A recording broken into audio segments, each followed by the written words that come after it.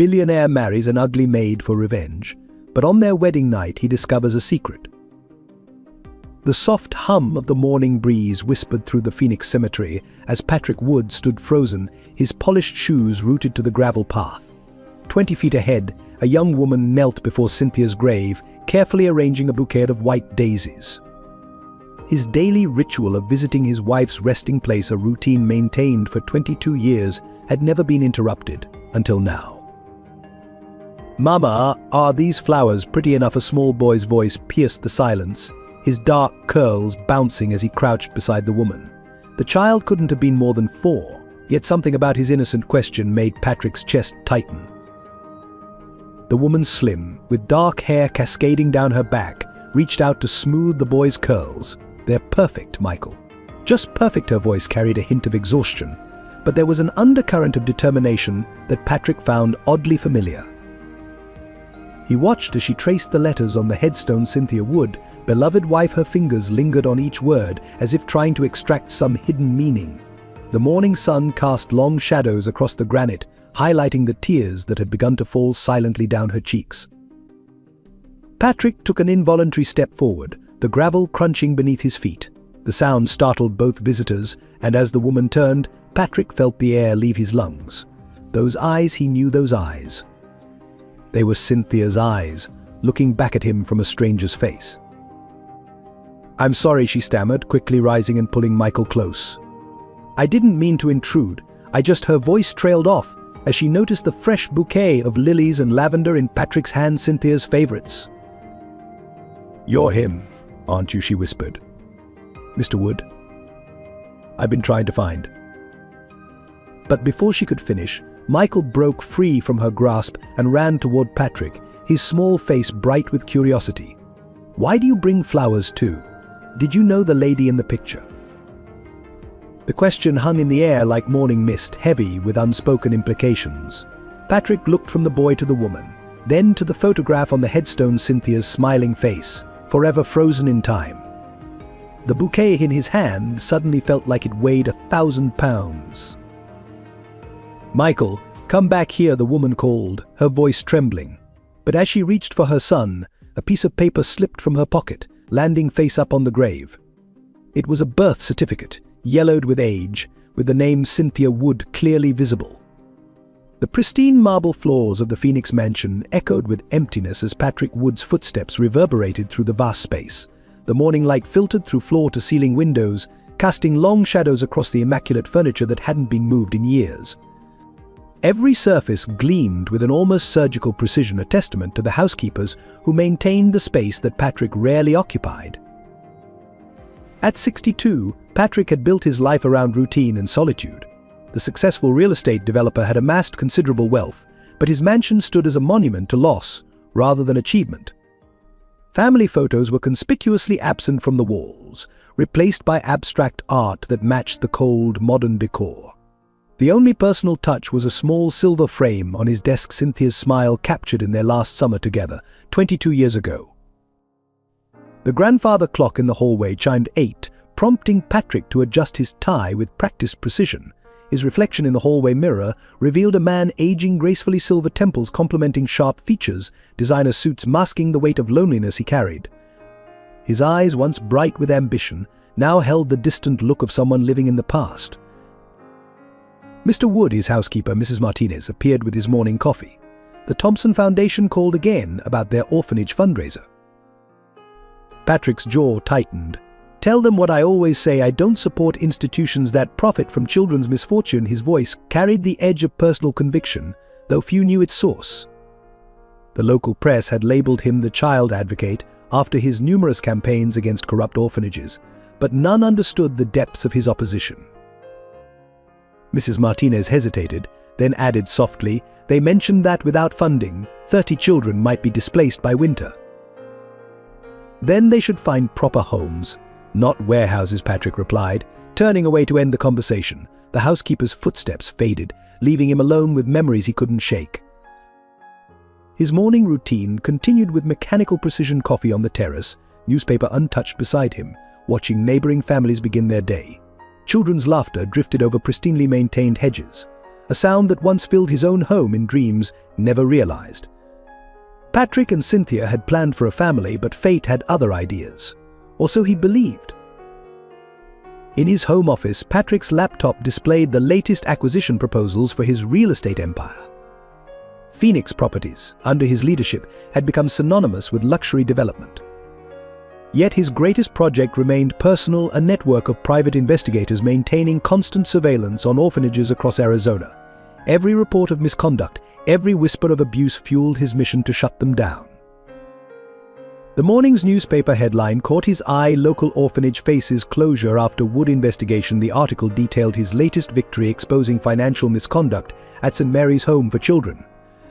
But instead of satisfaction, he felt the familiar hollow ache. Another institution closed, another step in his private war, yet the victory tasted bitter.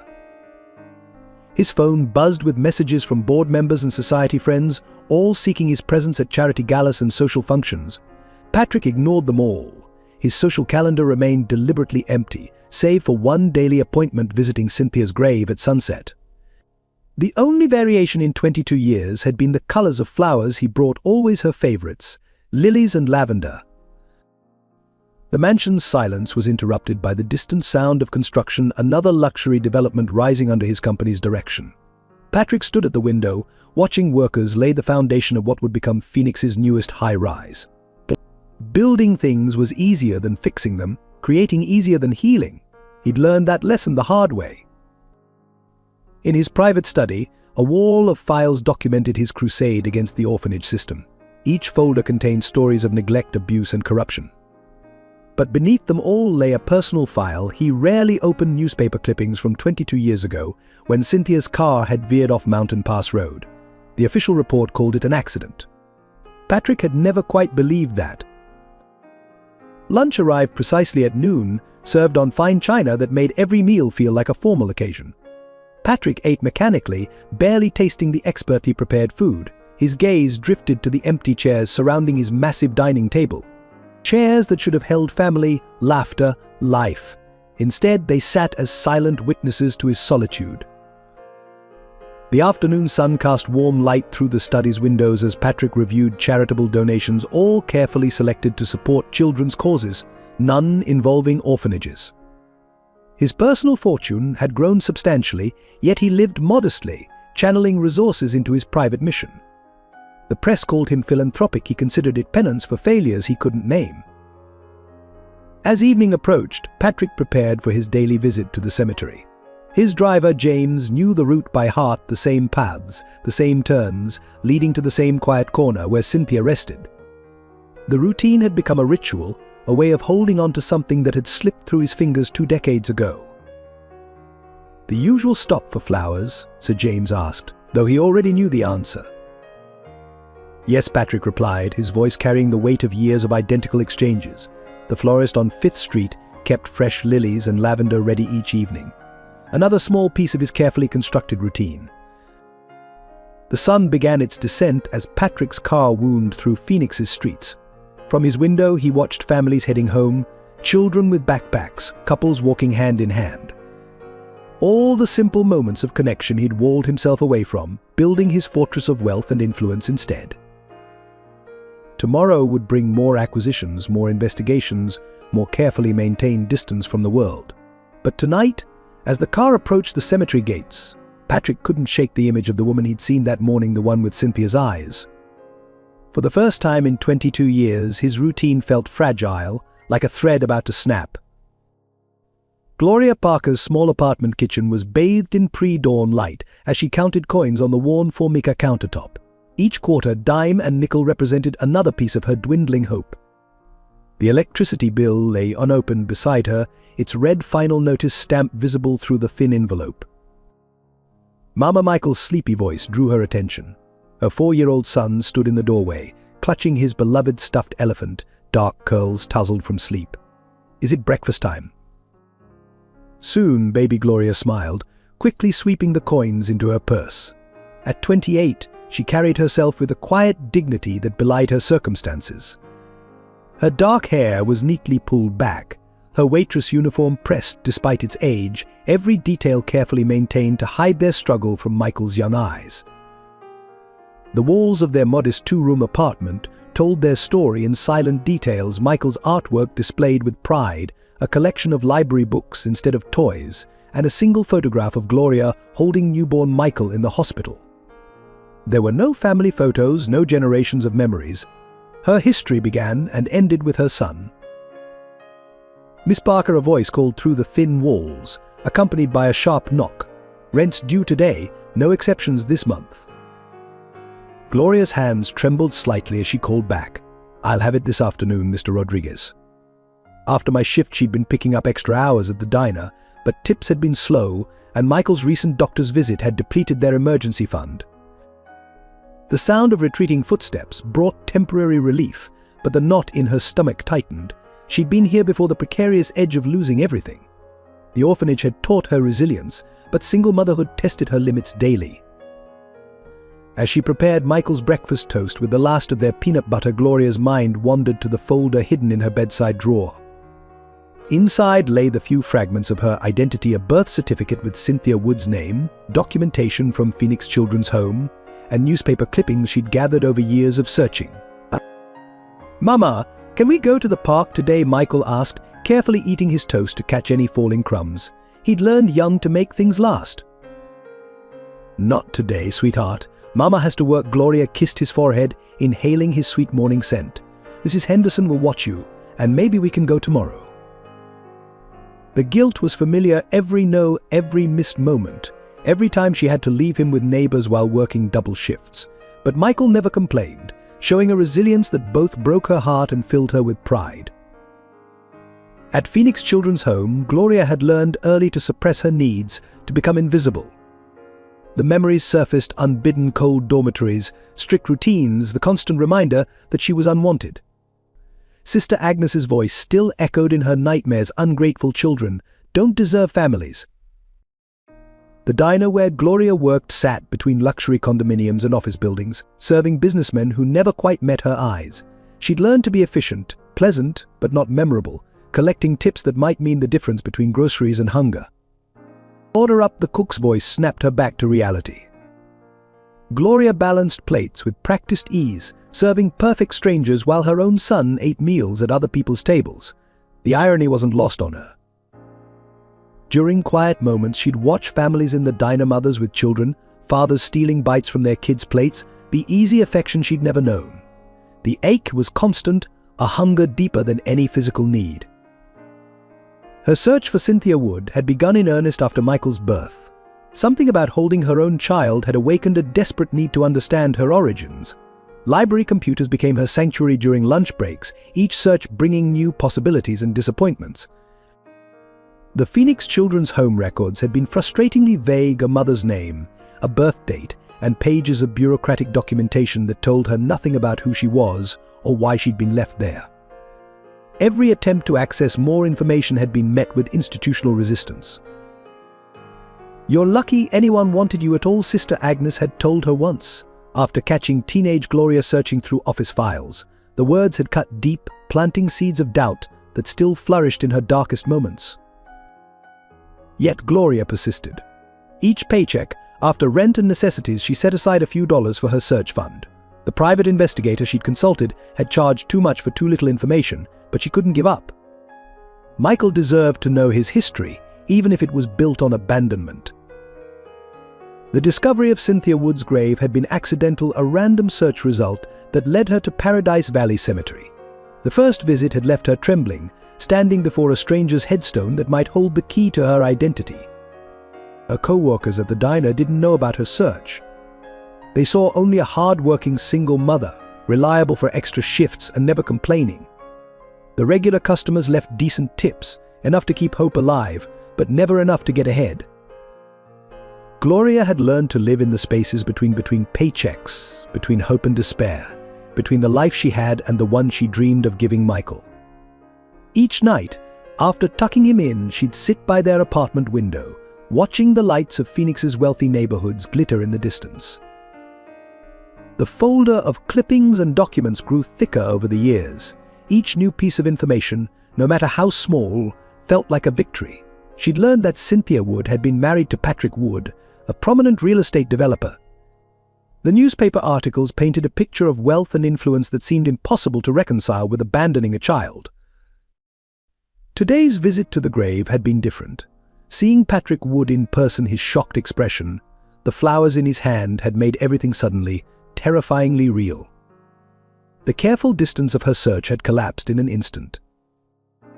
As Gloria prepared for her evening shift, her hands shook while pinning on her name tag. Michael was safe with Mrs. Henderson, probably doing homework or drawing pictures.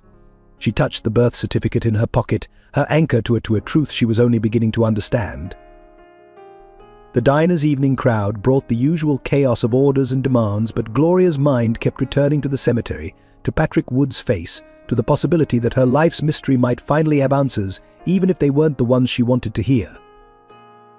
Arthur Hayes sat in his dimly lit office on the third floor of a weathered downtown Phoenix building, surrounded by filing cabinets that held decades of secrets. At 65, he'd seen enough of human nature to remain unfazed by most revelations, but the Wood case file open on his desk made him pause.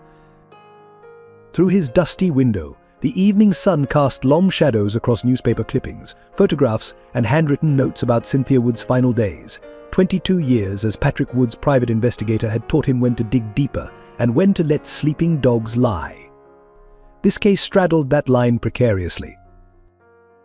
Another late night, Mr. Hayes Maria, the elderly cleaning lady, poked her head in.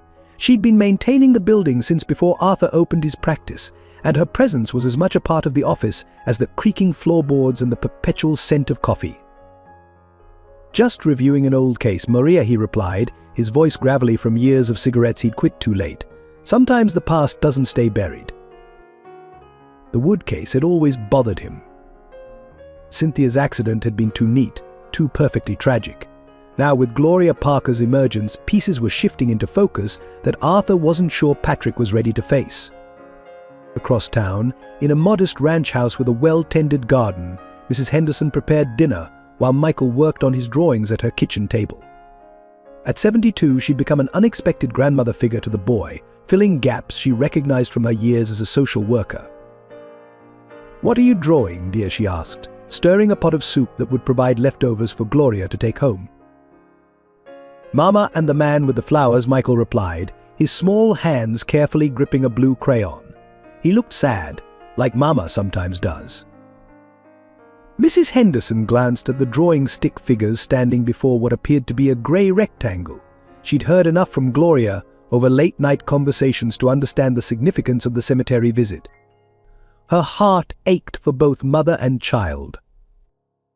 In the pristine offices of Phoenix Properties, Sarah Chen, Patrick's executive assistant for the past 15 years, efficiently managed her boss's empire while watching him retreat further into isolation. She'd been there when Cynthia died, had watched Patrick transform from a charismatic leader into a shadow of himself. "The Thompson Foundation called again," she reported during their morning meeting, "and the board wants to discuss the new development project." Patrick barely looked up from his documents, but Sarah noticed his hands tighten almost imperceptibly at the mention of the foundation. She'd learned to read these subtle signs, to anticipate his needs and moods, to protect him from a world he seemed determined to shut out. At Paradise Valley Cemetery, groundskeeper Tom Wilson tended the paths around Cynthia's grave with special care. For 22 years he'd watched Patrick's daily visits, maintaining a respectful distance while keeping the area immaculate.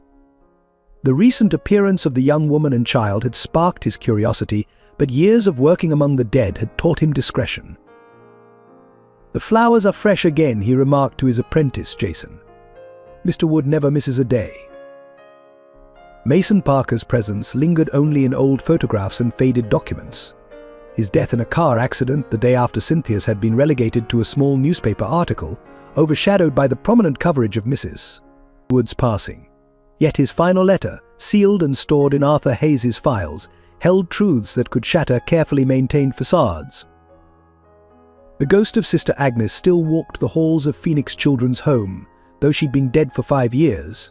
Her strict policies and harsh methods had shaped Gloria's childhood, leaving scars that time hadn't fully healed.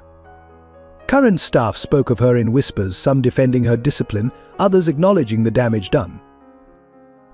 Back at the diner, regular customer James Morrison, a retired judge, watched Gloria work with grandfatherly concern. He'd seen enough cases involving orphans to recognize the signs of institutional upbringing: the hypervigilance, the careful politeness, the underlying fear of rejection. "She's a good worker," he commented to the owner, Dave Santos. "Reminds me of cases I used to see: children who grew up too fast." Dave nodded, wiping down the counter. He'd hired Gloria despite her lack of experience, recognizing something in her determination that reminded him of his own mother's struggles. Over the years, he'd quietly adjusted her schedule to accommodate Michael's needs, though he'd never openly acknowledged such softness. In the affluent circles of Paradise Valley, Patrick's neighbors maintained a careful distance. They'd watched his descent into isolation after Cynthia's death, observed his systematic withdrawal from social obligations. Caroline Whitman, who'd known Cynthia from charity committees, sometimes caught glimpses of Patrick through his garden gates. He was different when she was alive, she told her husband over dinner. They both were happier, more engaged. Something broke in him when she died. The ghosts of what might have been haunted the edges of their lives: Cynthia's unfinished plans for a children's foundation, Mason's unrealized dreams of fatherhood, Gloria's childhood longing for family, Patrick's carefully buried hopes for legacy. In his private office, Arthur Hayes studied old surveillance photos from the months before Cynthia's death.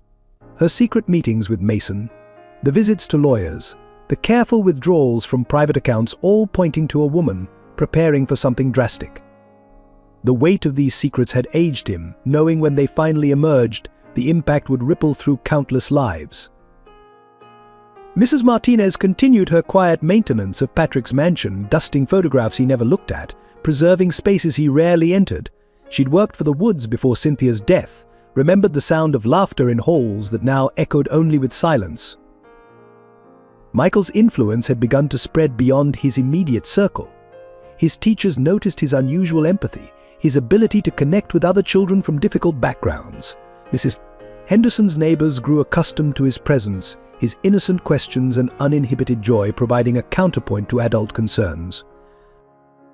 These supporting players orbited the central drama, each holding pieces of a puzzle they couldn't fully see. Their individual stories and perspectives would soon interweave with the main narrative, creating a tapestry of connection and consequence that none of them could have anticipated. The fluorescent lights of Thompson's supermarket buzzed overhead as Gloria carefully counted items in her cart, mentally calculating each price. It was the end of the month, and her last paycheck had barely covered rent. Michael sat in the cart's child seat, unusually quiet, understanding even at 4 the gravity of their shopping ritual. "Can we get cookies?" Mama Michael's small voice broke the silence as they passed the snack aisle. His eyes fixed on a package of chocolate chip cookies, the same brand he'd seen his friends eating at preschool. Gloria's heart clenched. "Not today, sweetheart." Maybe next time. The words felt heavy, a promise she wasn't sure she could keep. She'd been saying maybe next time too often lately. At the register, Gloria began organizing items by priority: milk, eggs and bread in one group, fruit and vegetables in another. If the total ran too high, she'd have to make choices no mother wanted to make. "That'll be $87.43, the cashier announced, his voice neutral but his eyes betraying a hint of recognition. Gloria had been here before, carefully returning items when the total exceeded her budget. Her hands trembled slightly as she counted out the money, crumpled bills and coins saved from tips. The line behind her grew longer, and she could feel the weight of impatient stares. "I'm sorry," she whispered, realizing she was short. "Could you remove the fruit?" And maybe the chick in her voice caught as Michael watched the items being taken away, his small face showing a maturity no child his age should possess. Patrick Wood stood 3 customers back, observing the scene with growing discomfort. He rarely shopped himself, usually sending Mrs. Martinez for supplies, but today's visit to Cynthia's grave had left him restless, seeking normalcy in mundane tasks. The young woman's dignity in her struggle stirred something in him. Perhaps it was the way she shielded her son from their reality, or the quiet determination in her movements. But it was the child's eyes that truly caught his attention, bright and curious, yet carrying a shadow of understanding too deep for his years. "Put everything back," Patrick's voice cut through the awkward silence. He stepped forward, pulling out his wallet. "I'll take care of it." Gloria turned, startled, and their eyes met. Recognition flickered between them, the same charged moment from the cemetery that morning. Up close, the resemblance to Cynthia was even more striking. "No, please," Gloria protested, her pride warring with necessity. "You don't have to." "I want to," Patrick interrupted, his tone leaving no room for argument. He handed his credit card to the cashier, deliberately avoiding the curious stares of other customers. Michael watched the interaction with interest. "Are you a superhero?" he asked Patrick suddenly, breaking the tension. "Mama says sometimes angels look like regular people." A ghost of a smile touched Patrick's lips, the first genuine one in longer than he could remember. No, just someone who was standing in line. The cashier finished the transaction, and Gloria began gathering her bags, her movements uncertain. "I don't know how to thank you," she began. "You don't need to," Patrick replied, then noticed her struggling with the bags. "Let me help you to your car." "WE. walked, Gloria admitted, adjusting Michael in her arms while trying to manage the groceries. Patrick's decision was immediate, though it surprised even him. "I'll drive you home," seeing her hesitation, he added, "please. It's getting dark." The drive to Gloria's apartment complex was filled with Michael's chatter, his innocent observations about Patrick's fancy car and questions about everything he saw. Gloria sat quietly in the passenger seat, her grocery bags clutched close, stealing glances at the man who'd appeared twice in one day at moments of need. "This is us," Gloria said finally, as they pulled up to a modest apartment building. The peeling paint and cracked sidewalks stood in stark contrast to Patrick's luxury vehicle. As she gathered the bags, Patrick spoke again, his voice carefully controlled. "About this morning, at the cemetery." "I'm sorry if I disturbed you," Gloria cut in quickly. I've been trying to find answers." Patrick studied her face, Cynthia's eyes, but something more, something that tugged at memories he'd buried decades ago. "Perhaps we should talk," he suggested. "Properly, I mean. Over coffee." Gloria hesitated, then nodded. I'd like that she wrote her number on a receipt, her handwriting neat despite her trembling fingers. Michael waved enthusiastically as they walked away. "Bye, Mr. Angel. Thank you for the cookies." Patrick watched them disappear into the building, the weight of the day's encounters settling over him. He pulled out his phone and dialed a familiar number. "Arthur? I need you to look into something for me. It's about Cynthia." As he drove home, Patrick's carefully ordered world felt off balance. The girl at the cemetery, the struggling young mother at the supermarket, and the child with unfamiliar yet striking features, they were all the same person, and somehow connected to Cynthia. The coincidence seemed too precise to be accident. In his rearview mirror, the apartment building grew smaller, but the questions it represented loomed larger with every mile. For the first time in 22 years, Patrick's evening routine would be different. Tonight, instead of silent contemplation, he had a mystery to unravel, one that promised to either heal his deepest wounds or tear them wide open. Arthur Hayes' office was silent except for the rhythmic ticking of an old wall clock as he spread photographs across his desk. Patrick stood at the window, his back to the evidence of a past he thought he knew. "These were taken in the months before Cynthia's death," Arthur explained, his voice carrying the weight of long-held secrets. "I never showed you because, well, there seemed no point after the accident." The photos told a story Patrick had never imagined. Cynthia outside a lawyer's office. Cynthia meeting a man in a cafe, Mason Parker, according to Arthur's notes. Cynthia visiting Phoenix Children's Home. She was preparing for something, Arthur continued. Bank records show regular withdrawals, small enough to avoid attention but consistent. And then there's this. He pushed forward a copy of a birth certificate. Patrick's hands trembled as he picked up the document. The name Gloria Parker was clearly printed, with Cynthia Wood listed as the mother. The date placed it during his extended business trip to Europe, 28 years ago. "I need everything," Patrick said, his voice tight with controlled emotion. "Every detail, every meeting, every paper trail, no matter what it reveals."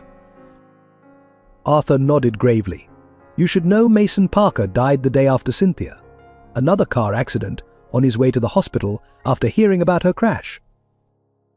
The coincidence hung heavy in the air.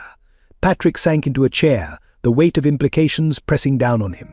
2 accidents in 2 days, both involving people with connections to a child I never knew existed. There's more. Arthur pulled out another file. The Thompson Foundation? The orphanage charity you've been fighting? Cynthia was secretly donating to them, specifically to Phoenix Children's Home. Patrick's world tilted on its axis. His crusade against orphanages, his bitter opposition to the Thompson Foundation, had he been fighting against his wife's legacy all along? Days turned into weeks as Arthur dug deeper. Each new discovery painted a more complex picture of Cynthia's final months. Bank statements revealed a pattern of withdrawals. Phone records showed calls to adoption agencies. Library records listed books on child psychology and family reconciliation. Meanwhile, Patrick watched Gloria from a distance. He hired additional investigators to ensure her safety, learning about her struggles as a single mother, her dedication to her son, her tireless search for her origins. She works double shifts at the diner, an investigator reported. The boy stays with a neighbor, Ellen Henderson, former social worker. Gloria's never been in trouble, pays her bills on time, even when it means going without. She's been looking for Cynthia for years. The investigation led to old newspaper archives. A small article caught Patrick's attention. Local man dies in mountain crash. Mason Parker's obituary mentioned no family, no children. Just another tragic accident that Phoenix had quickly forgotten. Sarah Chen, Patrick's assistant, noticed the changes in her boss. His usual precision remained, but there was a distraction in his manner, a preoccupation that showed in small ways: missed meetings, long silences, hours spent staring at old photographs. Mr. Wood, she ventured one morning, the board is asking about your interest in the Thompson Foundation property. They've noticed your shift in attitude. Patrick merely nodded, his mind elsewhere. On his desk lay a photograph he'd found in Cynthia's old things, a sonogram image he'd never seen before, dated during his time in Europe. Arthur's investigation uncovered more connections. Mason Parker had been more than just an old boyfriend, he'd been Cynthia's first love, before Patrick. They'd reconnected during Patrick's absence, a brief reunion that led to consequences neither had expected. There are letters, Arthur reported, placing a bundle tied with faded ribbon on Patrick's desk, between Cynthia and Mason. They were found in his apartment after his death. The police filed them away with his personal effects. The letters revealed a story of guilt, love, and impossible choices. Mason had wanted to keep the baby. Cynthia, torn between two worlds, had chosen adoption, both decisions haunted by love for a child they gave away. The adoption records are sealed, Arthur explained, but I found something interesting. There were large donations made to Phoenix Children's Home around the time Gloria was left there. Anonymous, but the banking patterns matched Cynthia's. Patrick spent nights in his study, reconstructing the timeline. Cynthia's gradual withdrawal, her increased interest in children's charities, her mysterious appointments, all leading to that final drive on Mountain Pass Road. The investigation also revealed Gloria's life at the orphanage. Sister Agnes's strict regime, the emotional toll of institutional life, the resilience that had carried Gloria through to adulthood. Each detail added layers to a story Patrick was only beginning to understand. There's something else, Arthur said during one of their late-night meetings. The day before her death, Cynthia changed her will. The new version was never filed, lost in the aftermath of the accident, but my sources say it contained provisions for a child. Patrick stared at the growing pile of evidence on his desk. Photographs, letters, documents, pieces of a puzzle that revealed a woman he thought he knew, making choices he never understood, carrying secrets that ultimately led to her death. The weight of discovery pressed down on him. His campaign against orphanages had been born of misdirected grief, a subconscious reaction to a truth he hadn't known he was fighting. Now, faced with the reality of his wife's choices, Patrick had to decide what justice really meant. Keep digging, he instructed Arthur. There's more to this story. There has to be. The investigation continued, but Patrick knew the real answers wouldn't be found in documents and photographs. They lay in the grey eyes of a young woman who shared his wife's smile, and in the innocent questions of a little boy who had unknowingly brought it all to light. The news spread through Paradise Valley's affluent circles with the speed and force of a desert storm. Caroline Whitman first noticed Patrick's black Mercedes parked outside the modest diner where Gloria worked, an unprecedented departure from his carefully maintained isolation. He's been seen with a young woman and a child, she reported during the Paradise Valley Women's Association monthly meeting. The gathering, ostensibly focused on charity work, served as the community's unofficial information exchange.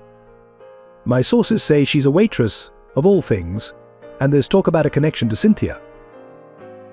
The whispers reached Phoenix Properties' boardroom, where executives exchanged concerned glances during meetings. Patrick's sudden interest in the Thompson Foundation's orphanage project, after years of vocal opposition, raised eyebrows and sparked speculation. Mr. Wood has requested a complete review of all our charitable initiatives, Sarah Chen announced during a board meeting. Particularly those involving children's services. The shift in policy sent ripples through Phoenix's philanthropic community. At Gloria's workplace, the atmosphere grew tense. Regular customers who had previously ignored her now watched with poorly concealed curiosity. Some, recognizing her resemblance to old photos of Cynthia Wood, began leaving larger tips accompanied by probing questions. "Is it true Dave Santos, the diner owner, asked Gloria during a quiet moment, are you really Cynthia Wood's daughter?" His tone carried both concern and apprehension, aware that association with such a story could either benefit or damage his modest establishment. The reactions at Michael's preschool were more immediate and harsh. Parents who discovered his potential connection to the Wood family began treating him differently. Some withdrew their children from playing with him, while others suddenly showed excessive interest in playdates, hoping to forge connections with Patrick Wood's possible grandson. "Mama, why won't Tommy play with me anymore?" Michael asked one afternoon, his innocent question carrying the weight of adult prejudices. Gloria held him close, fighting back tears as she struggled to explain a situation she herself barely understood. Mrs. Henderson witnessed the community's transformation from her front porch. Neighbors who had previously ignored Gloria now stopped to chat, their casual questions thinly veiling their curiosity. Some offered help that had been notably absent during harder times. "Cultures," Mrs. Henderson muttered to herself, watching another neighbor drop off a casserole with an attached business card. Where were they when Gloria needed real help? The reaction at Phoenix Children's Home was particularly complex. The institution found itself under intense scrutiny as Patrick's investigators delved into historical records. Sister Agnes's successors struggled to balance cooperation with damage control. "We maintain the highest standards of confidentiality," the current director stated in a hastily called press conference. "Any allegations about past adoptions or procedures are purely speculative, but the nervous glances among staff told a different story." Local media caught wind of the situation, though they treaded carefully given Patrick Wood's influence.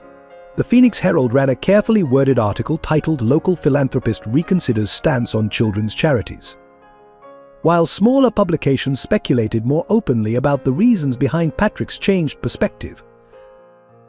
At Gloria's apartment complex, residents began treating her differently. The landlord, who had been pressing about late rent, suddenly became accommodating. Neighbors who had complained about Michael's occasional crying now smiled indulgently at his playful laughter. "It's like we've become different people overnight," Gloria confided to Mrs. Henderson, "but we're the same as we've always been. Just trying to get by, trying to find answers." The Paradise Valley Country Club, where Patrick held a long inactive membership, received its first visit from him in years. He arrived with Michael and Gloria for Sunday brunch, causing a ripple of whispers across the elegant dining room. "The resemblance to Cynthia is remarkable," members murmured behind menu cards. But what was Patrick thinking? Bringing them here, the club's old guard struggled to reconcile their memories of the graceful Cynthia with this young woman in her simple dress. At Phoenix Properties, employees noticed changes in their workplace culture. Patrick's hardline stance on various issues softened. He began asking questions about employees' families, implementing more generous parental leave policies, showing an interest in work-life balance that had been notably absent before. The religious community entered the discussion when Father Thomas, who had presided over Cynthia's funeral, made a pointed sermon about forgiveness and hidden truths. His words caused discomfort among congregants who remembered judging Cynthia's accident harshly. "Truth has a way of emerging," he declared, often through the eyes of a child. His gaze rested meaningfully on several prominent community members who had been most vocal in their speculation. The investigation's ripple effects reached the legal community. Judge Morrison, watching events unfold from his regular seat at the diner, recognized patterns from his years on the bench. "Communities resist change," he told Gloria one quiet morning. They resist truth that challenges their comfortable narratives, but truth has a power of its own. Local charitable organizations found themselves reassessing their relationships with both Patrick Wood and the Thompson Foundation. Those who had previously aligned with Patrick's anti-orphanage stance scrambled to adjust their positions, while others seized the opportunity to propose new initiatives. The reaction within Patrick's social circle was particularly sharp. Old friends who had supported his isolation after Cynthia's death now found themselves faced with uncomfortable questions about their own roles in maintaining his withdrawal from life. The community's response crystallized the challenges ahead. Every smile, every whisper, every sudden offer of friendship carried the weight of 28 years of secrets and assumptions. The truth was emerging, but its path forward would require navigating a complex web of social expectations and ingrained prejudices. The pristine laboratory envelope sat unopened on Patrick's mahogany desk, its crisp white surface reflecting the morning light. His fingers traced the embossed letterhead of Phoenix Medical Laboratories, the weight of potential revelations making the simple act of opening it feel momentous. Sarah Chen had delivered it personally, recognizing its significance from the confidential markings. The lab called twice to confirm receipt she'd mentioned before quietly withdrawing, leaving Patrick alone with the truth he'd both sought and dreaded. The genetic testing process had been handled with utmost discretion. A respected laboratory, binding confidentiality agreements, and carefully collected samples Patrick had ensured every detail was managed professionally. Gloria had agreed to the testing with quiet dignity, her hands steady as she signed the necessary forms. Probability of biological relationship 99.99%. The words, printed in stark black against white, confirmed what Patrick's heart had already begun to accept. Gloria Parker was, without doubt, Cynthia's daughter. The scientific validation of this truth sent tremors through his carefully constructed world. Patrick reached for his phone, then hesitated. How does one convey such life-altering information? The clinical precision of DNA percentages seemed inadequate for the emotional magnitude of the moment. He thought of Gloria, probably serving coffee at the diner, unaware that scientific proof of her origins now existed in black and white. Arthur Hayes arrived within the hour, his weathered face showing concern as he reviewed the results. This changes everything, he stated, spreading out his latest findings alongside the laboratory report. We need to consider the implications, especially regarding Cynthia's estate. The legal ramifications were substantial. As Cynthia's biological daughter, Gloria had potential claims to inheritance, property rights and family trusts. The corporate implications for Phoenix Properties loomed equally large. A previously unknown heir could affect shareholder confidence and business stability. Patrick dismissed these concerns with an uncharacteristic wave of his hand. The legal issues are secondary, he declared, surprising both himself and Arthur. I need to understand why. Why the secrets? Why the separation? Why did two people die to keep this hidden? The afternoon sun cast long shadows across the office as Patrick and Arthur reconstructed the timeline. The DNA results provided a keystone, allowing other pieces to lock into place. Dates aligned with Patrick's European business trip, Mason's reappearance in Cynthia's life, and the subsequent chain of events leading to tragedy. There's something else, Arthur said gravely, producing a sealed envelope from his briefcase. This was found in Mason Parker's personal effects. It's addressed to you, dated the day of his accident. Patrick accepted the envelope with trembling hands.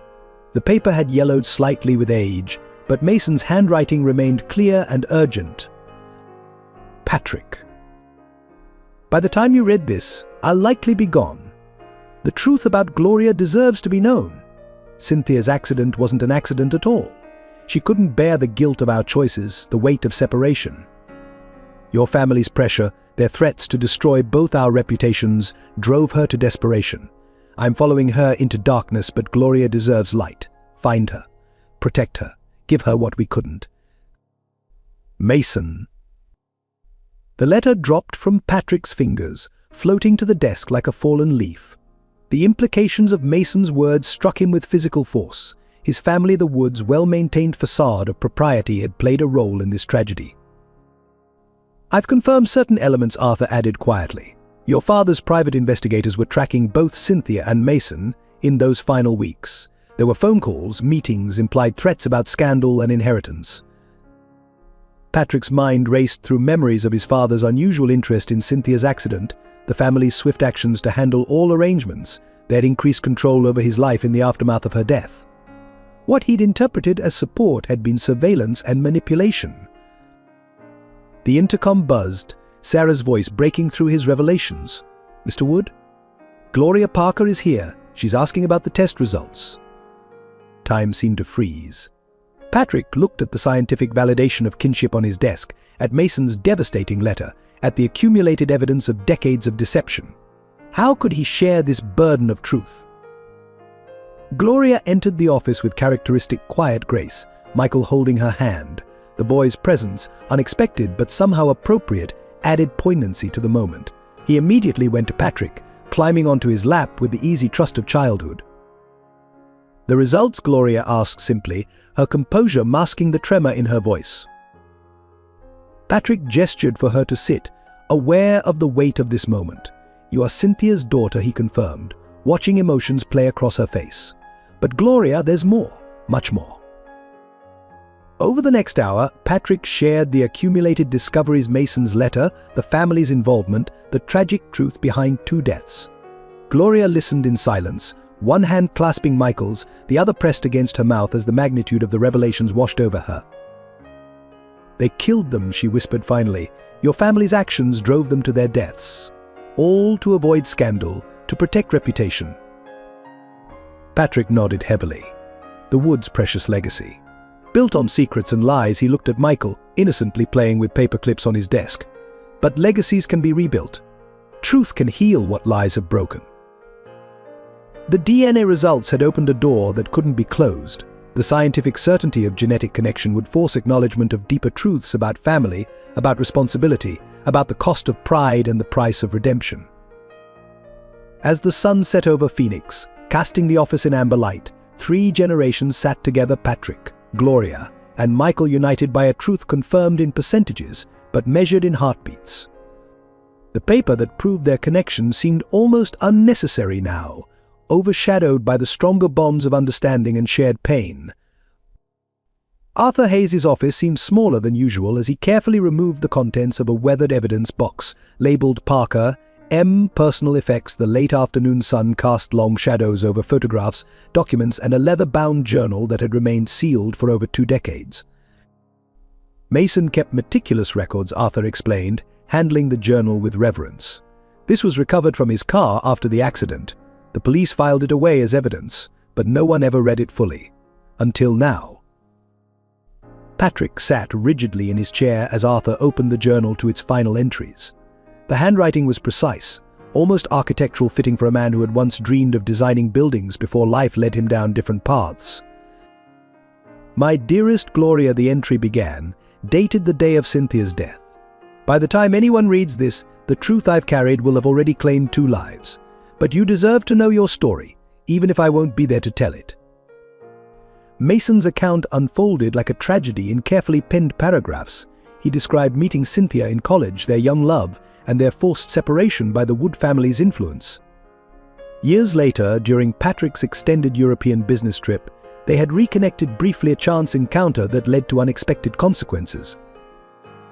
"Your mother was trapped," Mason wrote. The Woods had crafted her entire existence, molded her into their ideal of perfection.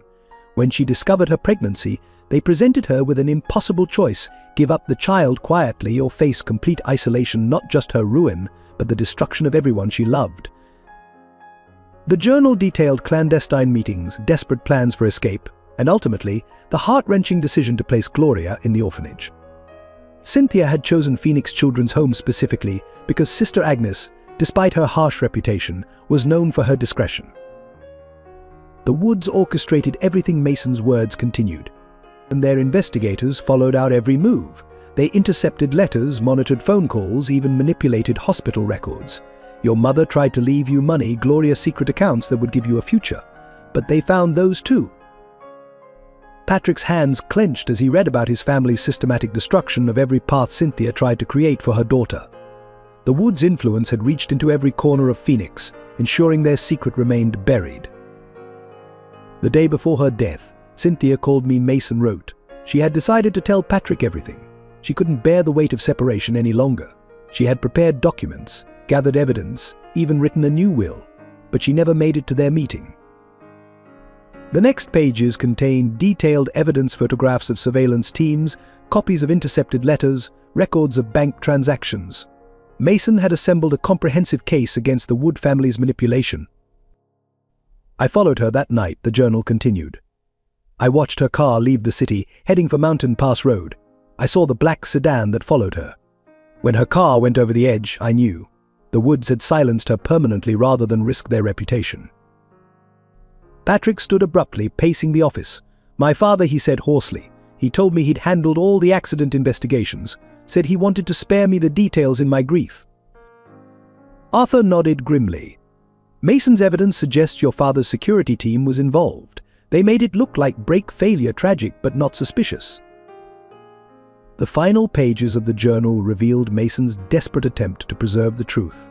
He had compiled everything into multiple packages, sending them to trusted friends with instructions to deliver them to Gloria when she turned 25. But the Woods' influence had intercepted those too. My darling daughter. Mason's last entry read, I'm following your mother into darkness, not out of despair, but with purpose. My death will draw attention. The evidence I've gathered will be harder to dismiss with two connected tragedies, somewhere in this city. You're growing up without knowing your story. I pray these words find you someday. Know that you were loved deeply, completely, fatally. Your mother and I chose death, rather than live with the pain of losing you. The journal ended with a series of numbers accounts, safety deposit boxes, hidden caches of evidence that had waited 22 years to be discovered. Gloria, who had been summoned to Arthur's office to hear these revelations, sat in stunned silence. Michael slept peacefully in her lap, unaware of the weight of history being unveiled around him. They killed them, she whispered, echoing her earlier reaction to the DNA results. Both of them. My parents died trying to reach me. Patrick moved to kneel beside her chair. The Woods did this, he said firmly. My family. But I'm not them, Gloria. I'm going to make this right. Arthur cleared his throat. There's more, he said, producing a sealed envelope. Mason left specific instructions for this to be opened only when his daughter was found. He handed it to Gloria with gentle reverence. Her hands trembled as she broke the seal. Inside was a photograph of Mason and Cynthia, young and smiling, standing before a half-built house. On the back was written the home we dreamed of building for you. Property deed in Vault 247, Phoenix National Bank. Your future waiting to be claimed. The revelation of Mason's letter and journal had torn open wounds long sealed by time and deception. But in the painful truth lay seeds of healing, a father's love preserved in ink, a mother's sacrifice documented in evidence, and a path forward marked by the very words that had waited so long to be read. The Paradise Valley Chronicle's headline shattered the morning calm Wood family legacy built on tragedy, 2 deaths, one hidden child. The story, carefully researched and meticulously documented, sent shockwaves through Phoenix's elite social circles. Caroline Whitman set down her coffee cup with trembling hands as she read the detailed account. The article painted a damning picture of the Woods' manipulation, including her own unwitting role in ostracizing Cynthia during those final months. The weight of collective guilt settled over Paradise Valley's breakfast tables. At Phoenix Properties, Sarah Chen managed a flood of media inquiries with practiced efficiency. Patrick had chosen to face the truth openly, authorizing a public statement that acknowledged his family's role in the tragedy and his commitment to making amends. Mr. Wood is not taking calls, she informed the persistent reporters. However, he has authorized a full investigation into the events surrounding Mrs. Wood's death and the subsequent cover-up. All findings will be made public. The Thompson Foundation Board convened an emergency meeting. The revelation that Cynthia Wood had secretly supported their orphanage initiatives cast 2 decades of Patrick's opposition in a new light. The chairman, Thomas Richardson, found himself re-evaluating years of adversarial interactions. Perhaps he suggested to the board, it's time to consider a partnership rather than continued conflict. Mr. Wood's perspective seems to have evolved significantly. At Gloria's diner, the change was immediate and dramatic. Regular customers who had previously treated her with condescension now showed deference tinged with shame. Dave Santos, the owner, had to hire additional staff to handle the sudden influx of curious patrons. "People want to see her," he explained to his wife. "But more than that, they want to be seen supporting her. Guilt's good for business, apparently." Michael's preschool underwent its own transformation. Parents who had withdrawn their children from playing with him now arranged playdates with embarrassed enthusiasm. The school director, who had previously been hesitant about Michael's attendance due to irregular payment schedules, suddenly discovered scholarship opportunities. Mrs. Henderson watched the community's shifting attitudes with sardonic amusement. "Amazing how truth changes perspective," she remarked to Gloria over their evening tea. "Yesterday's outcasts become today's celebrities." The Phoenix Children's Home faced its own reckoning. Sister Agnes's successors, confronted with evidence of institutional complicity in separating mother and child, initiated internal reforms. The current director made a public apology to Gloria, accompanied by the release of all records related to her case. Judge Morrison, reading the unfolding story from his regular booth at the diner, recognized the broader implications. "This isn't just about one family," he told Gloria during a quiet moment. "It's about power, privilege, and the cost of secrets in our community." The religious community struggled to reconcile their previous judgments with the emerging truth. Father Thomas devoted his Sunday sermon to the theme of collective responsibility. "We are all complicit," he declared, "when we choose comfortable silence over uncomfortable truth." Local charitable organizations began reaching out to Gloria, offering support and partnership opportunities. The irony of their sudden interest wasn't lost on her, but she recognized the potential for positive change. With Patrick's guidance, she began channeling these offerings into meaningful community initiatives. At the Paradise Valley Country Club, longtime members found themselves reassessing decades of assumptions. The Wood family's carefully maintained image crumbled in the face of documented evidence. Several prominent members, recognizing their own roles in maintaining the conspiracy of silence, resigned from the club's board. Patrick's corporate board members, initially concerned about potential damage to Phoenix properties, discovered that transparency brought unexpected benefits.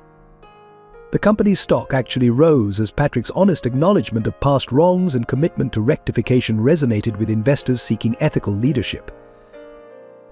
The transformation extended to the legal community.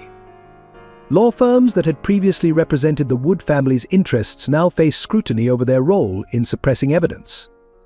Several senior partners, recognizing the shifting ethical landscape, initiated internal reviews of past cases. Gloria observed these changes with a mixture of appreciation and wariness. The same people who ignored Michael's needs now want to establish scholarship funds in his name, she confided to Patrick. "It feels." Opportunistic, Patrick suggested, understanding her hesitation. "Perhaps, but maybe we can channel this sentiment into genuine change." The Phoenix Police Department reopened investigations into both Cynthia's and Mason's accidents. Veteran officers who had participated in the original investigations came forward with new information, freed from decades of institutional pressure to maintain the official narrative. Local media, initially cautious about challenging the Wood family's influence, now competed to uncover additional details. Journalists who had once attended the Woods charity galas found themselves writing exposés about the family's systematic manipulation of Phoenix society. Mrs. Martinez, witnessing these changes from her position within the Wood household, observed the toll it took on Patrick. "But it's a different kind of burden," she told her husband. "Before, he carried the weight of grief. Now, he carries the weight of purpose." The community's transformation, though prompted by scandal, began to generate genuine positive change. Patrick's public acknowledgement of his family's wrongs, combined with his commitment to rectification, provided a model for other wealthy families to address their own hidden histories. As autumn turned to winter, Phoenix society underwent a subtle but significant shift. The rigid hierarchies that had enabled the original tragedy began to dissolve, replaced by a more nuanced understanding of privilege, responsibility, and the true meaning of community. The transformation of Patrick Wood's mansion began subtly, with small changes that signaled deeper shifts. The first evidence appeared in the kitchen, where Michael's crayon drawings found their way onto the stainless steel refrigerator, their bright colors contrasting with the sleek surfaces that had previously known only magnets holding takeout menus. Patrick discovered that morning routines could hold unexpected joy. Instead of silent contemplation over untouched newspapers, he found himself helping Michael with breakfast, learning the proper way to cut pancakes into airplane shapes, while Gloria prepared for her morning shift at the diner. "You don't have to leave so early," Patrick suggested one morning, watching Gloria gather her things. "I could help with the expenses while you look for something else." Gloria paused, her waitress uniform crisp despite its age. "I appreciate that," she replied carefully, "but I need to do this my way." For now, at least her independence, even in the face of offered comfort, reminded Patrick so much of Cynthia that his chest tightened. The mansion's formal dining room, unused for decades, gradually transformed into a space for family dinners. Mrs. Martinez found herself cooking for 3 instead of 1, delighting in Michael's enthusiastic appreciation of her traditional Mexican dishes. The ancient table, previously witness only to business meetings, now held homework sessions and impromptu art projects. Patrick's evening routine underwent its own evolution. While he still visited Cynthia's grave daily, the nature of these visits changed. Sometimes Gloria accompanied him, their shared grief and healing creating a bridge between past and present. Occasionally, Michael came too, placing small bouquets of dandelions alongside the formal arrangements. "Did she like flowers?" Michael asked one evening, his small hand in Patrick's as they stood before the headstone. "She loved them," Patrick replied, finding that sharing memories had become easier, especially wildflowers. She used to say they were braver than garden flowers because they grew wherever they wanted. The mansion's formal spaces began to show signs of life. The pristine living room acquired a toy box in one corner. The immaculate kitchen counters sometimes bore traces of flour from baking experiments. The echo of Michael's laughter bounced off walls that had known only silence for 2 decades. Gloria's presence brought its own changes. Her practical nature and quiet strength reminded Patrick of qualities he'd loved in Cynthia, yet she was distinctly her own person. She approached the mansion's grandeur with neither awe nor resentment, treating it simply as a space that needed to become a home. "This room gets good light," she remarked one day, standing in Patrick's unused sunroom. Within a week, the space had transformed into a reading nook, complete with comfortable chairs and a small bookshelf filled with Michael's growing collection. Patrick found himself learning new roles: grandfather, father, family man. He attended Michael's preschool events, sitting somewhat stiffly in tiny chairs during parent-teacher conferences. His corporate efficiency served him well in organizing school supplies and scheduling activities, though he had to learn to allow for the beautiful chaos that came with loving a 4-year-old. The trust built slowly, in quiet moments and small gestures. When Michael had a nightmare, it was Patrick's room he ran to, knowing his grandpa would be awake, ready with stories and warm milk. When Gloria struggled with decisions about Michael's education, she found herself seeking Patrick's counsel, valuing his perspective while maintaining her autonomy as a mother. Mrs. Martinez observed these changes with quiet satisfaction. The mansion's sterile perfection gave way to a lived-in warmth that better suited its inhabitants. She no longer felt the need to polish surfaces to a mirror shine, understanding that fingerprints and toy cars were signs of healing rather than disorder. The transformation extended beyond physical spaces. Patrick's corporate demeanor softened, though his business acumen remained sharp. Board members noticed him checking his phone during meetings, smiling at messages that clearly had nothing to do with profit margins. His assistant Sarah found herself scheduling around school plays and parent-teacher conferences rather than just business dinners. Gloria's influence appeared in unexpected ways. Her practical experience with budgeting and resourcefulness challenged Patrick's assumptions about wealth and value. She taught him that love could be expressed through coupon clipping as much as through grand gestures, that security meant more than financial stability. The trust between them deepened through shared challenges. When Michael caught the flu, both Gloria and Patrick spent sleepless nights by his bedside. When Gloria faced discrimination at work, Patrick learned to support without overshadowing, to offer resources while respecting her independence. Their evening routine evolved into a comfortable rhythm. After Michael's bedtime, Patrick and Gloria often sat in the kitchen, sharing tea and conversation. These quiet moments allowed them to navigate their complex relationship, to acknowledge the shadows of the past while building something new. Sometimes Gloria admitted during one such evening, "I see her in the mirror." Not just her features, but expressions I couldn't have learned from her. It's strange, having memories in my blood that my mind doesn't know.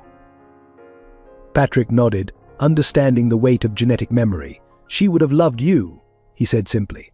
Both of you. She would have been proud of the mother you've become.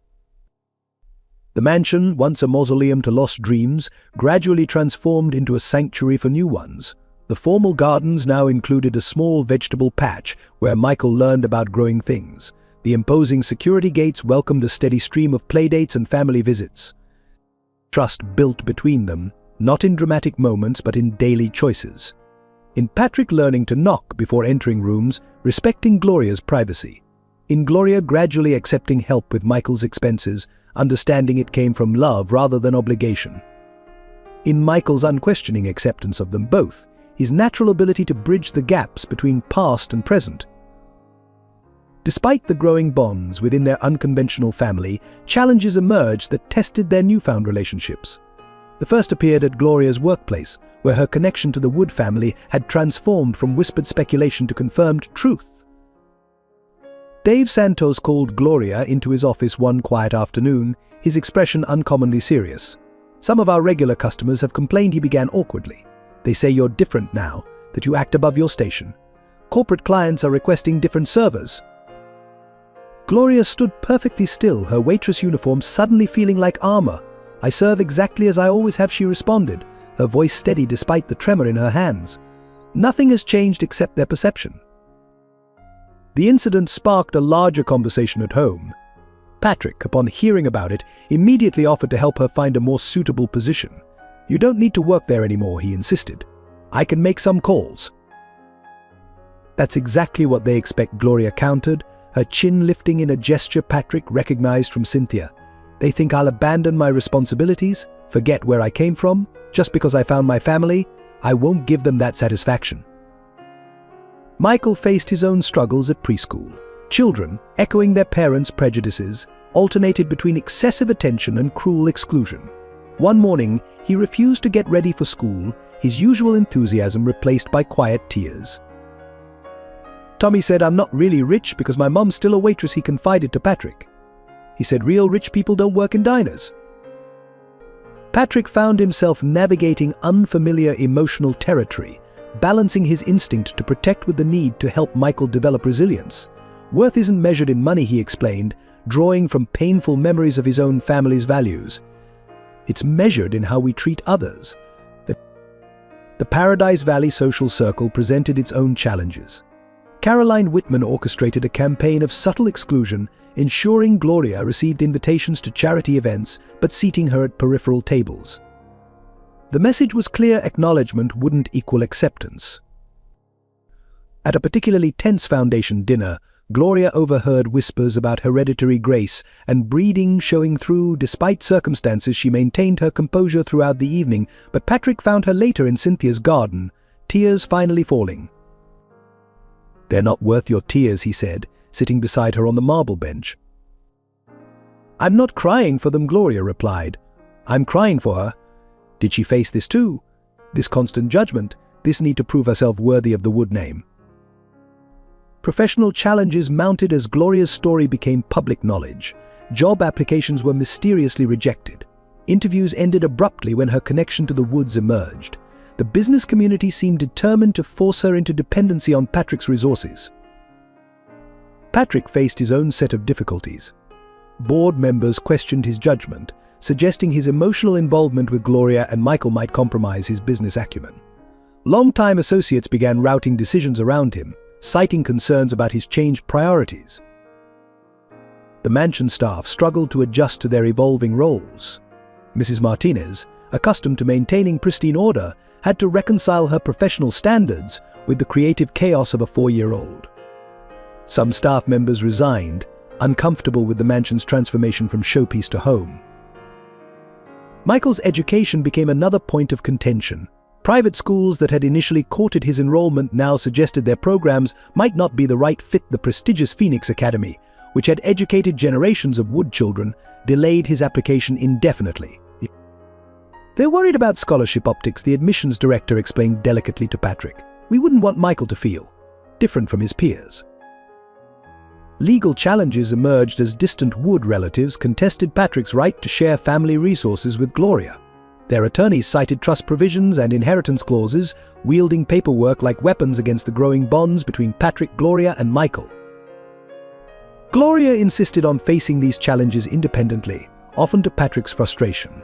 She continued her diner shifts, handled Michael's school situations personally, and maintained a modest lifestyle despite Patrick's offers of support. "I need to show Michael that we don't run from difficulty," she explained during one tense discussion. "That finding family doesn't mean abandoning self-respect." The media attention added another layer of complexity. Reporters lurked outside the diner, the mansion, and Michael's preschool. Every interaction became potential headline material, every decision scrutinized through the lens of public interest. Patrick watched Gloria navigate these challenges with growing admiration. She demonstrated a strength that reminded him of Cynthia, but tempered with a wisdom born from different struggles. Her resilience in the face of social prejudice and professional obstacles proved her worthy of any legacy. The challenges served to strengthen their unusual family bond. Each obstacle overcome, each difficulty faced together, built trust and understanding between them. Patrick learned to respect Gloria's independence while offering support. Gloria learned to accept help without sacrificing autonomy. Michael, in his innocent wisdom, simply loved them both, unencumbered by social expectations. The autumn brought subtle changes to the Wood mansion as Patrick found himself evolving in unexpected ways. His morning routine, once rigidly structured around business calls and market reports, now included moments of genuine joy, helping Michael tie his shoelaces, sharing breakfast conversations with Gloria, and learning to value time differently. Patrick's transformation became evident during a pivotal board meeting at Phoenix Properties. When presented with plans for a new development that would displace a local community center, he surprised his executives by rejecting the proposal outright. "We'll find another location," he declared firmly.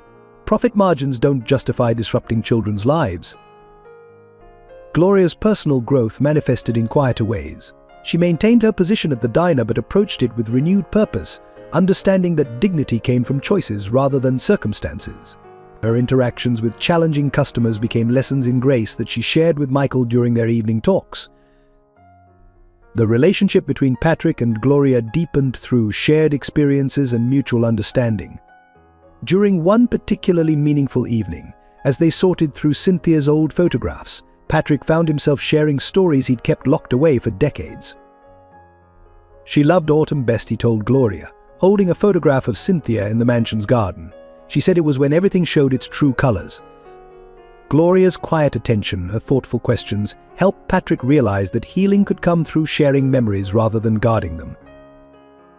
Michael's influence on both adults proved transformative. His natural ability to express love without reservation challenged Patrick's reserved nature. The boy's innocent questions about family often led to profound moments of self-reflection for both Patrick and Gloria. The mansion itself reflected their collective growth. Rooms that had been preserved like museum pieces slowly transformed into living spaces. Cynthia's study, untouched for 2 decades, became a shared space where Gloria worked on her online courses while Michael colored nearby. Patrick's business associates noticed the changes in his leadership style. His decision-making, while still sharp, now included considerations beyond profit margins. He initiated family-friendly policies at Phoenix Properties, established a corporate childcare center, and implemented flexible working hours for parents. Gloria's educational journey marked another area of growth. With Patrick's encouragement, she enrolled in evening classes at the local community college, pursuing the degree she'd always dreamed of, but never thought possible. Her determination inspired Patrick to reconsider his own rigid definitions of success. During parent-teacher conferences at Michael's preschool, both Patrick and Gloria attended together, presenting a united front that surprised even them. Their complementary approaches to Michael's education, Patrick's emphasis on opportunities and Gloria's focus on values created a balanced foundation for the boys' development. The weekly family dinners became a symbol of their evolution. Patrick, who had always dined alone or in business settings, learned to appreciate the messy joy of teaching Michael to use proper utensils. Gloria, initially hesitant about using the formal dining room, gradually relaxed into creating new traditions in the space. Their growth extended to handling public perception. When faced with society's judgment, they developed a shared strength. Gloria learned to navigate high society events with quiet confidence, while Patrick found himself less concerned with maintaining appearances and more focused on authentic connections. The most significant change appeared in their approach to Cynthia's memory. Rather than treating it as a source of pain or division, they began incorporating her presence into their daily lives. They shared stories about her with Michael, who developed a natural curiosity about the grandmother he never met. Patrick's healing became evident in subtle ways. He started playing the piano again, something he'd abandoned after Cynthia's death. The sound of music drifting through the mansion brought a vitality to the space that had been missing for decades. Gloria's growth showed in her increasing comfort with accepting help while maintaining independence. She learned to view Patrick's support not as charity but as family care, understanding that strength could come from connection as well as self-reliance. Their collective development as a family unit manifested in small, everyday moments, helping with homework, sharing meals, discussing future plans. These ordinary interactions, once impossible to imagine, became the foundation of their new normal. Mrs. Martinez observed these changes with quiet satisfaction. She noticed how Patrick's smile appeared more frequently, how Gloria's defensive posture gradually relaxed, and how Michael's presence brought light to once shadowed corners of the mansion. The transformation extended to their wider circle of influence. Patrick's modified approach to business and philanthropy inspired other corporate leaders to reconsider their priorities. Gloria's grace under pressure became a model for others facing similar challenges. As winter approached, their growth was reflected in preparations for Michael's first proper Christmas in the mansion. The formal decorations of previous years gave way to homemade ornaments and personal touches. Patrick found himself looking forward to the holidays for the first time in decades. Their individual journeys of growth intertwined to create a stronger whole. Patrick's wealth and influence combined with Gloria's compassion and resilience to forge a new kind of family legacy, one built on understanding rather than obligation, love rather than duty. The discovery came on a rain-soaked Tuesday morning as Patrick sorted through long-neglected files in Cynthia's private study. A false bottom in her antique desk drawer revealed a collection of carefully preserved documents, bank statements, letters, and a series of cashier's checks made out to the Thompson Foundation, all dated in the months before her death. Sarah Chen verified the paper trail, her efficiency tempered by growing concern. The donations were structured to avoid detection, she reported, spreading the evidence across Patrick's desk. Monthly payments, all just under the reporting threshold. She was supporting dozens of children at Phoenix Children's Home.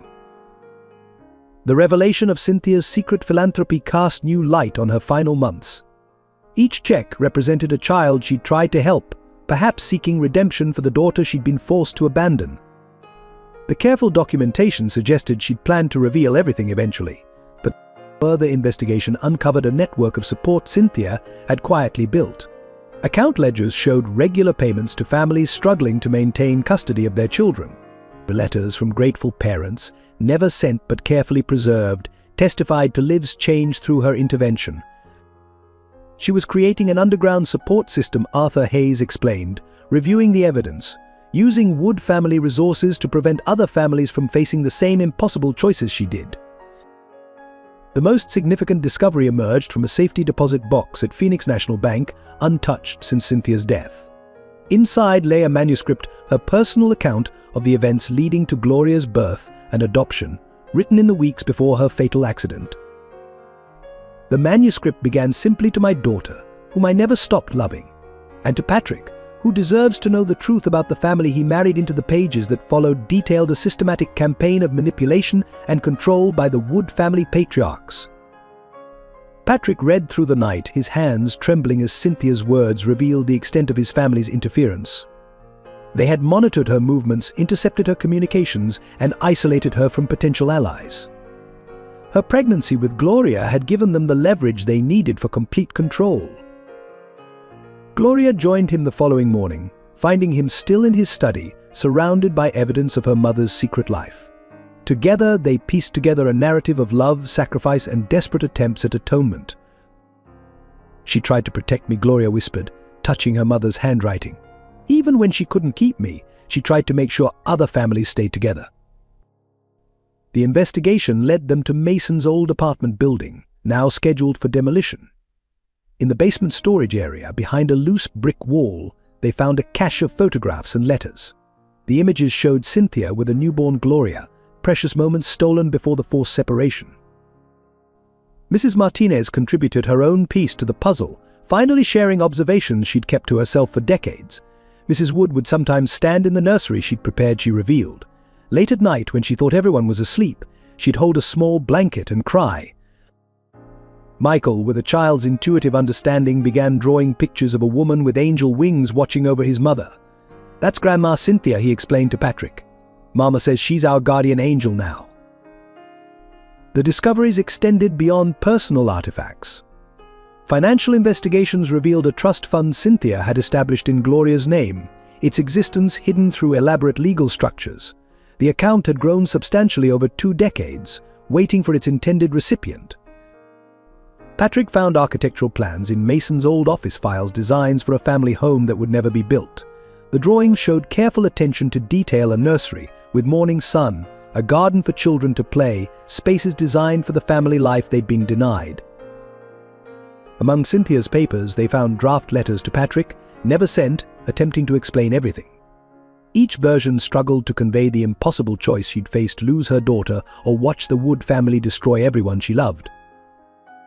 The most heart-wrenching discovery came in the form of a baby book, meticulously maintained during Cynthia's pregnancy and the brief time she had with Gloria. Every milestone, every moment was documented with a mother's loving attention, along with pressed flowers, tiny footprints, and whispered hopes for the future. Legal documents revealed the extent of Wood family manipulation. Contracts, threats of litigation, and evidence of surveillance painted a picture of systematic oppression. Cynthia had been trapped in a web of legal and social constraints, her every attempt at freedom countered by family lawyers. These revelations forced Patrick to confront his own unwitting role in Gloria's separation from her mother. His extended business trip to Europe, he realized, had been orchestrated by his family to ensure Cynthia's isolation during her pregnancy. The final piece emerged from Sister Agnes's personal effects at Phoenix Children's Home. A letter from Cynthia, dated the day before her death, requested the nuns' help in protecting Gloria's future. "When she's ready to know the truth," Cynthia had written, "make sure she understands that every day without her was a day without air." The first direct confrontation erupted during the Wood family's annual board meeting at Phoenix Properties. Patrick stood before the assembled directors, presenting his plan to transform the company's charitable foundation into a support system for struggling families, when his uncle Richard interrupted.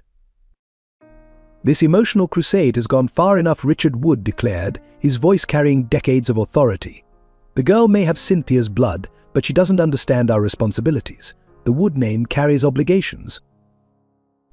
Patrick maintained his composure, though his knuckles whitened against the podium.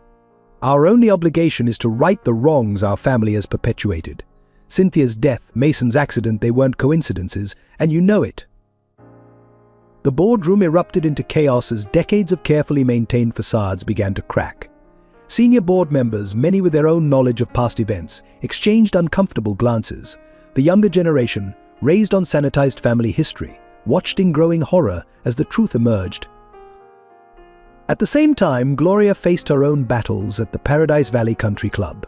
Caroline Whitman, representing the old guard of Phoenix society, orchestrated a public confrontation during a charity luncheon. "My dear," Caroline's voice dripped with false concern, "we all understand Patrick's guilt over Cynthia's death has led him to be generous. But surely you don't expect to actually inherit the Wood legacy."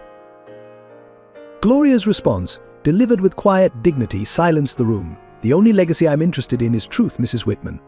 Something this community seems to find uncomfortable." Michael's situation at Phoenix Academy deteriorated as the conflicts escalated. The headmaster, caught between Wood family factions, suggested a temporary withdrawal might be best for all concerned. The other parents, sensing blood in the water, began withdrawing playdate invitations and birthday party inclusions. Patrick's response was immediate and forceful. He called an emergency meeting of the Academy's Board of Trustees, where he methodically laid out evidence of systemic discrimination.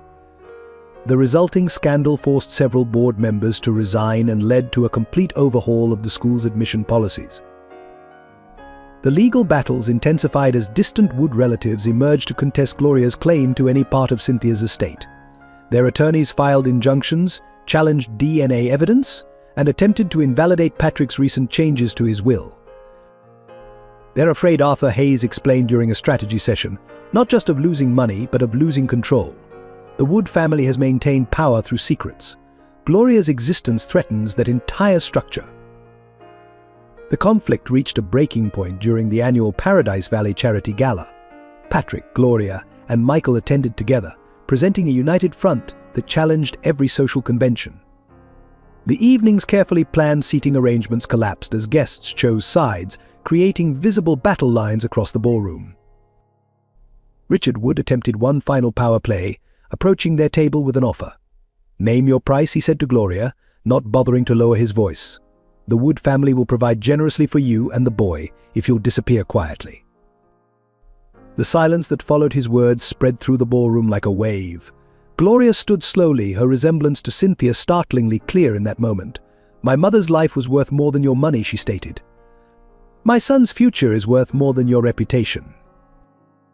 Patrick's business empire felt the impact of these conflicts. Long-term partners withdrew, citing instability in Wood family leadership.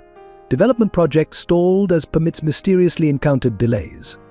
Banking relationships that had existed for generations suddenly required review. The mansion staff divided into factions, with some long-term employees resigning in protest, while others demonstrated fierce loyalty to the new family dynamic. Mrs. Martinez became an unexpected ally, sharing stories with Gloria about Cynthia's private moments that helped strengthen their position. Michael, despite his young age, showed remarkable resilience in the face of these conflicts. When a classmate repeated adult prejudices about his mother's background, Michael responded with simple wisdom: "My mama says being kind is more important than being rich." The conflicts forced each of them to grow stronger. Patrick learned to fight not just with money and influence, but with truth and principle. Gloria developed a quiet strength that commanded respect rather than seeking it. Even Michael's innocent perspective helped them maintain focus on what truly mattered. Local media coverage intensified the struggles, with different outlets taking sides in the growing controversy. The Paradise Valley Chronicle, traditionally aligned with old money interests, found itself competing with younger, digital platforms that championed Gloria's story as a symbol of necessary social change. Throughout these conflicts, Patrick and Gloria maintained their evening ritual of visiting Cynthia's grave. These quiet moments, away from the public battles, allowed them to remember why they were fighting.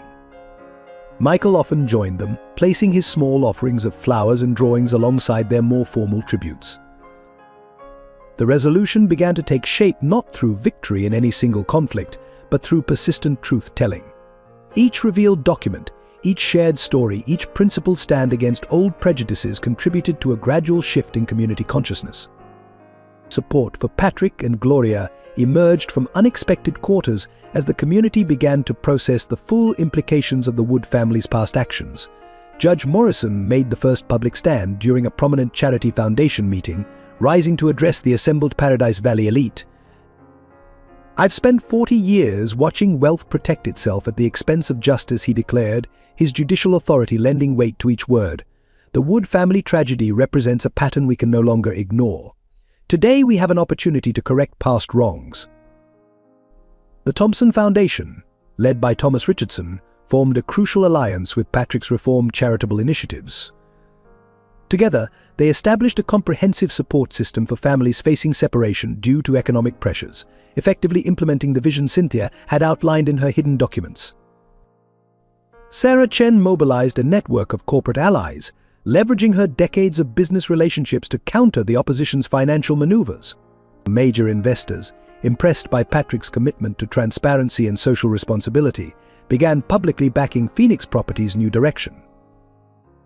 Dave Santos, despite his initial hesitation, emerged as a passionate defender of Gloria's dignity.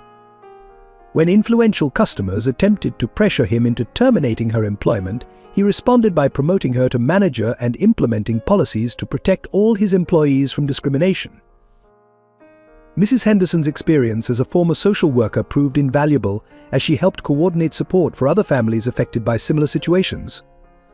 Her quiet advocacy, combined with her respected position in the community, helped bridge the gap between social classes that had long divided Phoenix. Michael's preschool teacher, Ms. Rodriguez, took a professional risk by documenting and challenging the systematic discrimination she observed. Her detailed records provided crucial evidence that helped transform the school's policies, creating a more inclusive environment for all students. The younger generation of Wood family members began breaking ranks with their elders. Patrick's cousin Elizabeth, inspired by Gloria's courage, shared her own stories of family pressure and control. Her support fractured the unified front that Richard Wood had attempted to maintain. Arthur Hayes activated his extensive network of private investigators and legal professionals, many of whom had witnessed similar cases of family power abuse throughout their careers. Their collective evidence created a compelling pattern that became impossible for the community to ignore.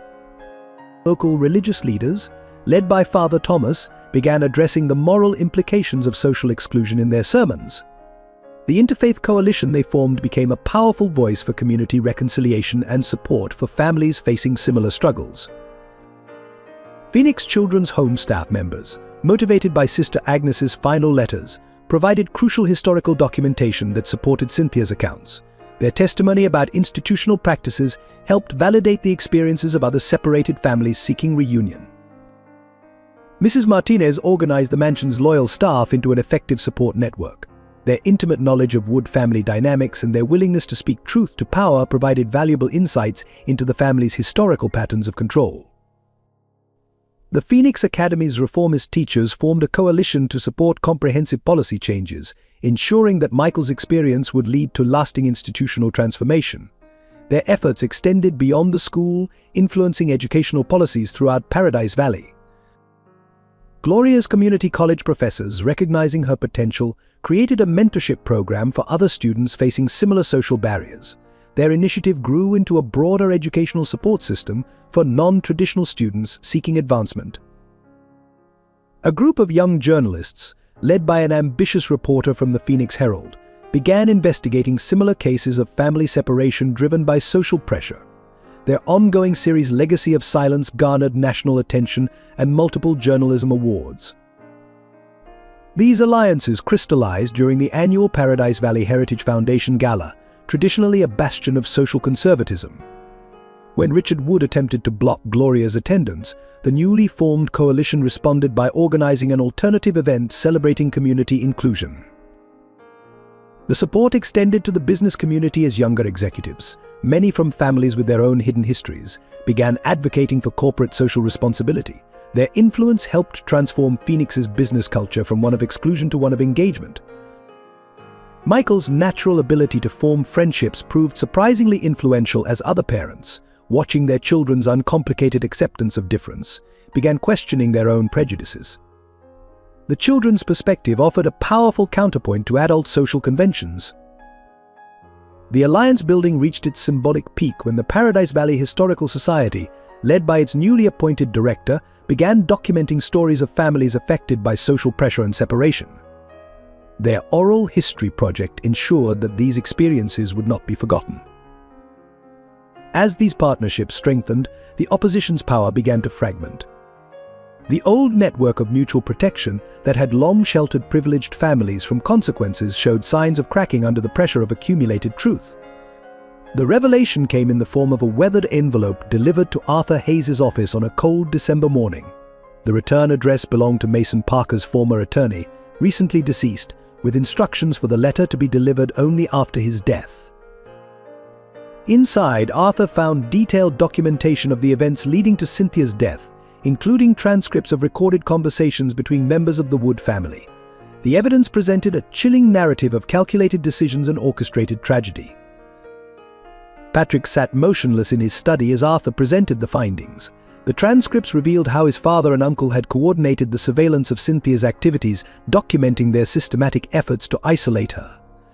Each page added layers to a conspiracy that had culminated in 2 deaths. But they gave her an ultimatum, Arthur explained, his professional demeanor strained by the weight of the revelation. Either stage her own accident or face the exposure of not only her secret, but also evidence fabricated to implicate Mason in financial crimes. They knew she would choose to protect him. The surveillance photographs showed Cynthia's final days in stark detail. Images captured her visiting Gloria at Phoenix Children's Home from a distance, standing in shadows, unable to approach her own daughter. Other photographs documented her secret meetings with Mason as they attempted to find a way to protect their child. Gloria arrived at the mansion to find Patrick in his study, the evidence spread across his desk. She stood in the doorway, taking in the scene before her. "You found something," she said. It wasn't a question. The truth emerged in painful detail. Cynthia had planned to reveal everything during a board meeting, having gathered evidence of the family's systematic manipulation. The Wood patriarchs, discovering her intentions, had moved preemptively to silence her. They arranged for her car to be tampered with, Patrick explained, his voice hollow. Made it look like brake failure, but they ensured she knew it was coming. That was their final act of control, making her live with the knowledge of her approaching death. The documentation revealed how Mason, discovering the truth too late, had rushed to prevent the tragedy. His own fatal accident had been arranged with equal precision, designed to appear as a grieving man driving recklessly after learning of his former lover's death. Michael, playing in the garden under Mrs. Martinez's watchful eye, remained blissfully unaware as the adults grappled with these revelations.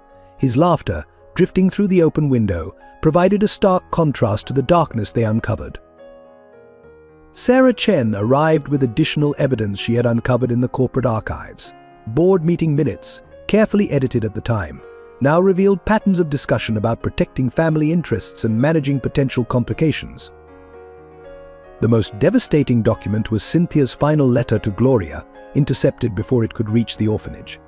In it, she explained her choices, her love, and her hopes for her daughter's future. The letter, stained with tears, had been preserved as evidence of their control over her. Patrick confronted the weight of his own unwitting role in the tragedy. His extended business trip, his acceptance of the official accident report, his years of misdirected grief, all had played into his family's carefully constructed narrative. Gloria absorbed each revelation with quiet strength, though her hands trembled as she read her mother's final words. She tried to tell us, she whispered. All these years, she was trying to reach us through the evidence she left behind. The investigation revealed a broader pattern of family control extending beyond Cynthia's case. Other relatives had faced similar pressure, their lives shaped by threats of disinheritance and social ostracism. The Wood family legacy was built on a foundation of controlled narratives and suppressed truths. Mrs. Martinez provided her own painful contribution to the revelation. She had witnessed Cynthia's final phone call, overheard fragments of conversation that had haunted her for decades. Her testimony added human detail to the documented conspiracy. The truth carried implications beyond personal tragedy. It exposed systematic abuse of power, manipulation of law enforcement, and corruption of social institutions. The Wood family's influence had ensured that no questions were asked, no investigations pursued. Patrick's father's personal diary, discovered in a hidden wall safe, provided the final piece of evidence. Its pages detailed the family's methodology for maintaining control, including the decision to sacrifice Cynthia rather than risk their reputation. As evening fell, Patrick, Gloria, and Arthur sat in the study, surrounded by the accumulated evidence of decades of deception. The weight of truth settled over them, demanding response, requiring action that would honor both the dead and the living. Michael's voice called from the garden, asking to show them a butterfly he had found. The simple request provided momentary respite from the darkness they had uncovered, reminding them of the future they needed to protect. Patrick stood at his office window as the sun set over Phoenix, casting long shadows across the city he'd helped build. The revelations about his family's role in Cynthia's death had shattered his understanding of the past 22 years. Each breath felt heavy with the weight of unwitting complicity. Gloria found herself unable to enter the mansion's formal dining room, the space where Wood family patriarchs had likely planned her mother's death. She moved through the house like a ghost, touching photographs of Cynthia with new understanding of the pain captured in her mother's smile. The impact on their daily routines manifested in small but significant ways. Patrick began avoiding the family boardroom at Phoenix Properties, conducting meetings in neutral spaces. The room's mahogany panels and leather chairs now seemed to hold echoes of conspiracy and betrayal. Michael, sensitive to the adults' distress, became unusually quiet. His drawings took on darker themes: black clouds over the mansion, sad faces in windows. His preschool teacher reported he'd begun asking questions about why some people hurt others they were supposed to love. Mrs. Martinez discovered she could no longer maintain her professional distance. During a quiet moment in the kitchen, she broke down while preparing dinner, overwhelmed by memories of Cynthia's final days. "I should have seen it," she repeated, as Gloria held her hand. "I should have understood what was happening." The evidence of calculated malice affected Patrick most profoundly. His father's diary entries revealed cold discussions of Cynthia's elimination, referring to her as a liability to be managed. The business-like approach to murder, documented in his father's familiar handwriting, triggered episodes of physical illness. Gloria struggled with her identity as both victim and inheritor of the Wood legacy. During a particularly difficult evening, she confided in Patrick, "I look in the mirror and see her features, but now I also see the family that killed her. How do I reconcile being both?" Their visits to Cynthia's grave took on new significance. Patrick found himself apologizing to the headstone, hours-long monologues of regret and shame for his blindness to the truth. Gloria often sat silently beside him, their shared grief building a bridge between past and present. The emotional toll began to show in their professional lives. Patrick's business decisions became erratic, swinging between aggressive charity and paralyzing indecision. Board members whispered about stress leave, while longtime associates noticed his difficulty maintaining eye contact during discussions of family matters. Gloria's performance at the diner suffered as she grappled with her mother's final moments. Customers noticed her hands shaking as she served coffee, her mind clearly elsewhere. Dave Santos created special projects to keep her away from public areas on particularly difficult days. The mansion's atmosphere grew heavy with unspoken pain. Rooms that had begun to fill with new life under Gloria and Michael's presence now felt tainted by the weight of historical crimes. Even the gardens, Cynthia's favorite space, seemed to wilt under the shadow of revealed truths. Sarah Chen watched Patrick's deterioration with growing concern. His obsession with reviewing old documents and records began affecting company operations. She found him late one night, surrounded by years of board meeting minutes, searching for signs he should have recognized. Michael's resilience provided their only source of light. His innocent questions about his grandmother often cut through the adult's pain with unexpected wisdom. "If Grandma Cynthia can see us from heaven," he asked one evening, "wouldn't she want us to be happy instead of sad?" The emotional impact extended beyond their immediate family. Arthur Hayes, hardened by decades of investigation, found himself unable to sleep after reading Mason's final letters. The raw love and desperation in those pages haunted his professional detachment. Gloria's academic performance suffered as she struggled to concentrate on her studies. Her professors noticed the change, offering extensions and support, but the weight of her family history made normal student concerns seem trivial by comparison.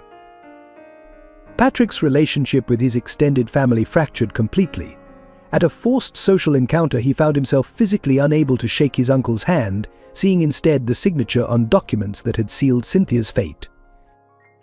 The community's reaction to the revelations added another layer of emotional complexity. Some longtime family friends, horrified by the truth, attempted to deny their own roles in maintaining the Wood family's power structure. Others, seeking redemption, offered too late confessions of suspicions never voiced. Mrs. Henderson, drawing from her social work experience, recognized the signs of trauma in both Patrick and Gloria. She began organizing family dinners, creating safe spaces for them to process their grief together. These quiet evenings, centered around Michael's innocent chatter, provided rare moments of peace. As Christmas approached, the question of family traditions opened new wounds. How could they celebrate in spaces where such calculated cruelty had been planned? The season's emphasis on family unity felt like a cruel joke in light of their discoveries. The breaking point arrived during the annual Wood Family Foundation Gala, traditionally held in the mansion's grand ballroom. Patrick stood at the podium, facing the assembled Phoenix elite, his prepared speech forgotten as 22 years of suppressed emotion finally surfaced. "My wife was murdered in this house," he announced, his voice carrying clearly through the suddenly silent room. "Not by strangers, but by my own family. They sat in these rooms, drank from these glasses, and planned her death with the same precision they used to plan charity events. The gathered crowd, dressed in evening finery, watched in stunned silence as their community's most prominent figure publicly unraveled. Caroline Whitman attempted to intervene, approaching the podium with a concerned expression, but Patrick waved her away with uncharacteristic force. "Every one of you," he continued, his composure cracking, "knew something wasn't right. You attended her funeral, offered condolences, and went back to your comfortable lives while my father and uncle celebrated their successful management of the situation." Gloria, watching from the entrance, saw the exact moment Patrick's control shattered. His hands gripped the podium as he began methodically detailing the evidence, dates, times, recordings of meetings where Cynthia's fate had been decided. The clinical precision of his breakdown made it more devastating. Richard Wood attempted to salvage the situation, suggesting his nephew was overworked and emotional. Patrick responded by producing his father's diary, reading entries that documented the family's calculated destruction of 2 lives to protect their reputation. December 15th, Patrick read, his voice shaking. "Cynthia remains problematic. Richard suggests making an example of her. The Parker situation provides convenient coverage for unfortunate accidents." The dated entry was from 3 days before Cynthia's death. The assembled guests began to leave, their discomfort evident as servers stood frozen with trays of champagne. Mrs. Martinez watched from the kitchen doorway, tears streaming down her face as decades of kept secrets spilled into the open. Gloria moved forward through the dissipating crowd, reaching Patrick just as his voice finally broke. She took his arm, steadying him as he stumbled slightly, the weight of truth finally overwhelming his lifetime of practiced control. "She loved you," Gloria said softly. But her voice carried in the now empty ballroom. "Both of you. Enough to die protecting you from them." Her words, meant to comfort, triggered Patrick's final descent into raw grief. He sank to his knees on the ballroom floor, still clutching his father's diary. The carefully maintained facade of the successful businessman crumbled completely as he began to sob deep, wrenching cries that echoed through the mansion's elegant spaces.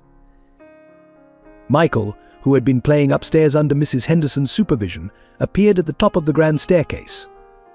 The sight of his grandfather kneeling on the floor prompted him to run down, wrapping small arms around Patrick's shaking shoulders. "Don't cry," Grandpa Michael whispered, his innocent comfort highlighting the tragedy of the moment. "Mama says tears mean your heart is too full of love to hold it all inside." Sarah Chen efficiently managed the remaining guests' departure, while Arthur Hayes secured the evidence Patrick had dramatically revealed. The mansion staff moved quietly through the aftermath, collecting abandoned glasses and untouched canips. Gloria found herself standing in Cynthia's study later that night, surrounded by the accumulated evidence of tragedy. Her own breaking point arrived quietly as she read her mother's final letter again, understanding fully the impossible choice Cynthia had faced. Patrick appeared in the doorway, his evening clothes disheveled, his face showing the aftermath of emotional collapse. "I failed her," he said simply. "I was in Europe, building an empire, while my family orchestrated her destruction." "We all failed her," Gloria responded, her voice catching. "The whole community failed her, but we're her legacy now, and we have a choice about what that means." The night stretched on as father and daughter sat together in the study, sharing memories and tears until dawn began to lighten the sky. Michael slept peacefully on the leather sofa, his presence a reminder of life continuing beyond tragedy. Mrs. Martinez found them there in the early morning, still sitting among the scattered evidence of past crimes. She brought coffee and her quiet understanding, having witnessed both the original tragedy and its eventual revelation. The breaking point marked an end and a beginning, the final shattering of carefully maintained lies and the first true step toward healing. The mansion's grand ballroom would never host another Wood Family Foundation event, but perhaps it could serve a better purpose. As the sun rose over Phoenix, Patrick made a decision that would change the course of not only his family's future but the community's as well. The time for calculated silence and careful appearances was over. The truth, however painful, would finally have its day. The leather-bound diary emerged from a hidden compartment in Cynthia's dressing table, discovered during the mansion's renovation. Mrs. Martinez found it while supervising the removal of old furnishings, its presence concealed behind a false panel that had remained undisturbed for over 2 decades. The diary's pages, filled with Cynthia's elegant handwriting, revealed a narrative far more complex than anyone had anticipated. Patrick sat in his study, Gloria beside him, as they began reading the first entry dated shortly after her discovery of her pregnancy. "Today I felt the baby move for the first time," Cynthia had written. "A flutter of life that changes everything. Patrick is in Europe, building his dream, while I carry a secret that could destroy everything he's worked for. Mason understands the impossibility of our situation, but neither of us can bear the thought of giving up our child." Subsequent entries documented the escalating pressure from the Wood family. Meetings in elegant drawing rooms where threats were delivered with tea and sympathy. Surveillance reports left deliberately visible on her desk. Photographs of Mason arriving at his workplace. A clear message about the family's reach. Richard visited today, one entry read. "He spoke of family loyalty while showing me documents that could destroy Mason's career. The choice becomes clearer each day, my happiness or the survival of those I love. The Wood family's power reaches too deep, their influence too pervasive to fight." Gloria read passages describing her early days, tears falling as she discovered her mother's deep love and devastating choices. Cynthia had documented every detail: first smile, first cry, the weight of her newborn body, the color of her eyes. Each entry filled with a mother's joy overshadowed by impending separation. "My daughter has her father's artistic temperament," Cynthia wrote. "She stares at patterns of light on the wall with such concentration. Mason says she'll be a painter like him. We pretend in these stolen moments that we can keep her. That love will somehow be enough against the Wood family's power." The diary revealed Cynthia's careful planning for Gloria's future. She had researched orphanages extensively, choosing Phoenix Children's Home for its educational programs and Sister Agnes's reputation for protecting her charges. Secret accounts were established, trusts arranged through layers of proxies. "I visit her when I can," an entry from years later revealed. "Standing in shadows, watching her play in the orphanage garden. She's strong, my beautiful girl. I see Mason's determination in her chin, his creativity in her games." The Wood family thinks they've won, but they don't understand that love leaves traces that power can't erase.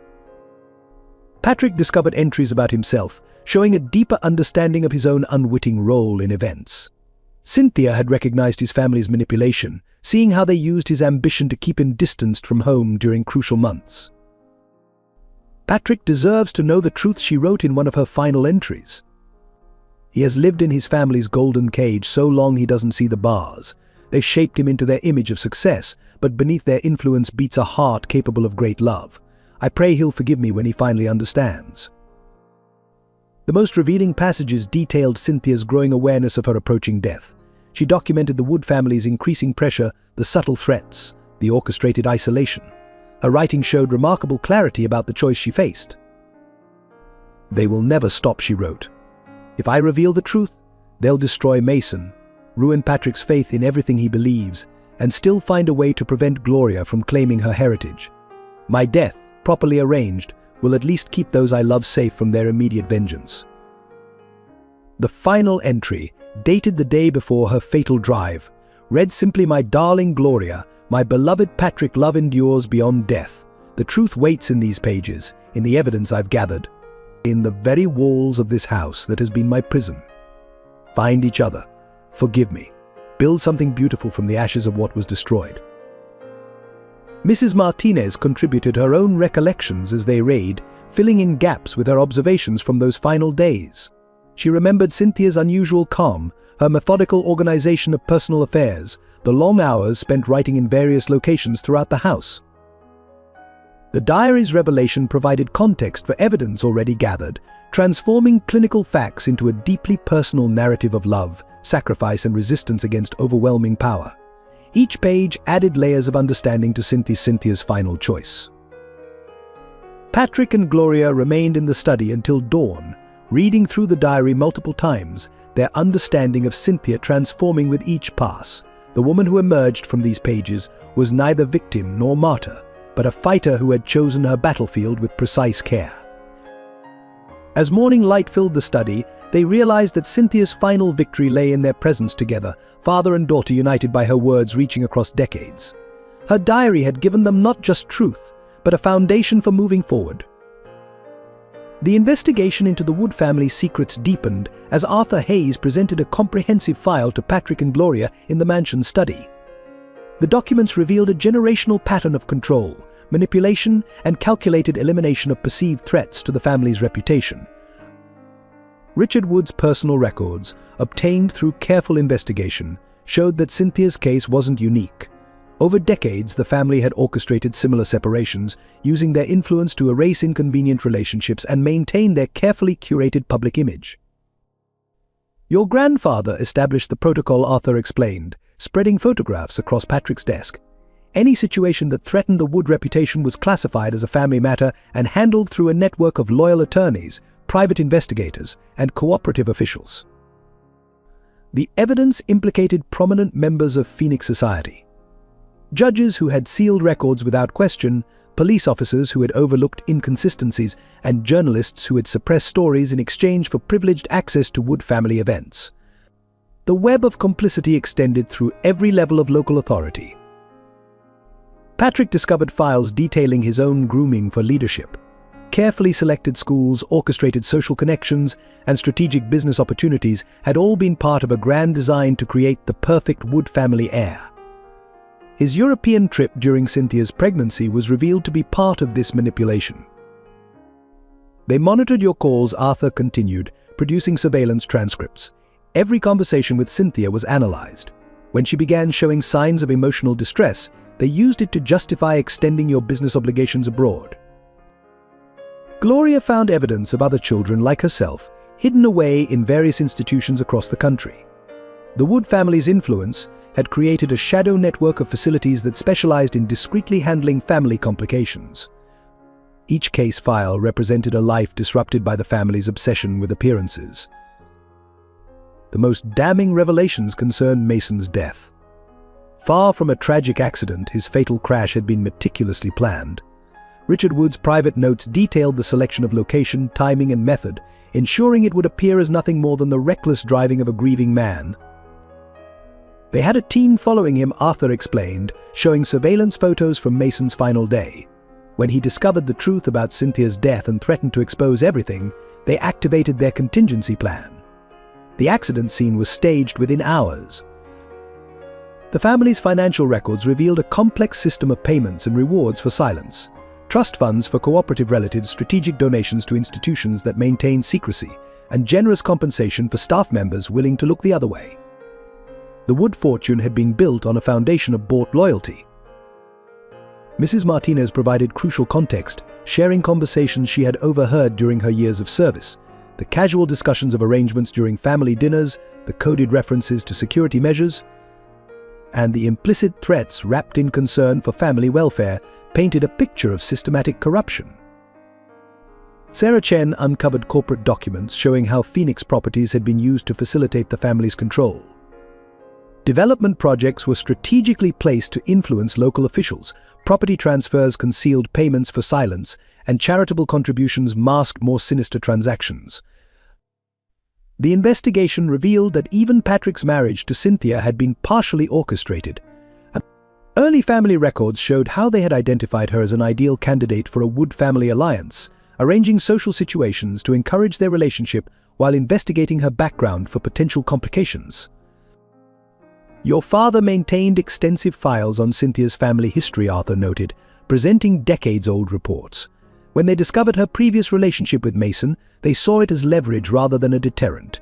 They never anticipated that history would resurface so dramatically. The scope of the family's influence became clear through real estate records. Key properties throughout Phoenix had been acquired specifically to maintain control over local institutions.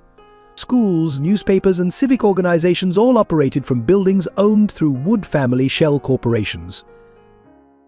Patrick found himself reviewing records of board meetings with new understanding.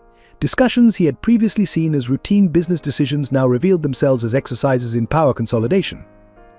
Each development project, each charitable initiative had served the family's larger strategy of community control. Gloria discovered photographs documenting her early days at Phoenix Children's Home. Surveillance teams had monitored her development, reporting regularly to the Wood family patriarchs. Her entire childhood had been observed and documented, her future planned and controlled before she could walk. The most recent documents showed the family's response to Gloria's emergence. Emergency meetings had been called, strategies developed, and resources allocated to maintain control of the narrative. Even as Patrick had begun accepting her into his life, other family members had been working to undermine their connection. The path to redemption began in the mansion's grand ballroom, transformed from a symbol of Wood family power into a forum for truth and reconciliation. Patrick stood before a gathering of Phoenix's most influential citizens, his posture reflecting both authority and humility. For generations, the Wood family has shaped this community through fear and manipulation, he announced. Today we begin the process of making amends, not through charitable donations or public gestures, but through absolute transparency and substantive change. The Wood Family Foundation underwent a complete restructuring. Patrick appointed Gloria as executive director, charging her with transforming the organization into an advocate for families facing separation due to economic and social pressures. The foundation's first initiative established a legal defense fund for parents fighting to maintain custody of their children. The mansion itself became a center for community healing. The formal reception rooms, once used for orchestrating social control, now hosted support group meetings. Families impacted by similar situations found understanding and assistance within walls that had previously represented exclusion. Michael's presence catalyzed much of the change. His natural ability to connect with other children led to the establishment of a weekend program for kids from struggling families. The mansion's gardens, where Cynthia had once walked alone with her secrets, filled with the sounds of children playing. Patrick's corporate transformation proved equally profound. Phoenix Properties initiated a comprehensive review of all past developments, identifying and rectifying cases where the company's influence had contributed to community displacement. New projects prioritized affordable housing and family support services. Gloria's leadership style brought authenticity to the foundation's efforts. Her personal experience informed every initiative, ensuring that assistance reached those who needed it most. Under her guidance, the foundation established partnerships with organizations that had previously feared Wood family influence. Real change requires more than acknowledgement, Gloria explained during a community forum. It demands active participation in healing the wounds our family helped create. Every program we develop, every policy we implement, must serve this purpose. The reaction from Phoenix society evolved from skepticism to cautious support as tangible results emerged. Families reunited through foundation assistance shared their stories. Community organizations reported increased cooperation and reduced bureaucratic obstacles. The culture of fear surrounding the Wood name began to dissipate. Patrick's personal redemption manifested in his relationship with Gloria and Michael. Their daily interactions, marked by growing trust and understanding, provided a model for the broader changes they sought to implement. The mansion staff noted how his rigid formality had softened into genuine warmth. But the evidence of past wrongs, rather than being concealed, became part of an educational initiative. The Wood Family Historical Archive was established, documenting both the family's abuses of power and their efforts at rectification. This transparency served as a powerful testament to their commitment to change. Mrs. Martinez found her own path to redemption through active participation in the foundation's work. Her intimate knowledge of Wood family operations helped identify and support other household staff who had been silenced by similar situations. Her testimony encouraged others to share their experiences. Local institutions began their own processes of examination and change. The Phoenix Academy established a comprehensive scholarship program for children from disadvantaged backgrounds. The Paradise Valley Country Club revised membership policies that had perpetuated social exclusion. The media outlets committed to investigative reporting without fear of reprisal. Sarah Chen coordinated the corporate aspects of redemption, ensuring that Phoenix Properties' new direction was reflected in every business decision. Development projects now included community input and impact assessments.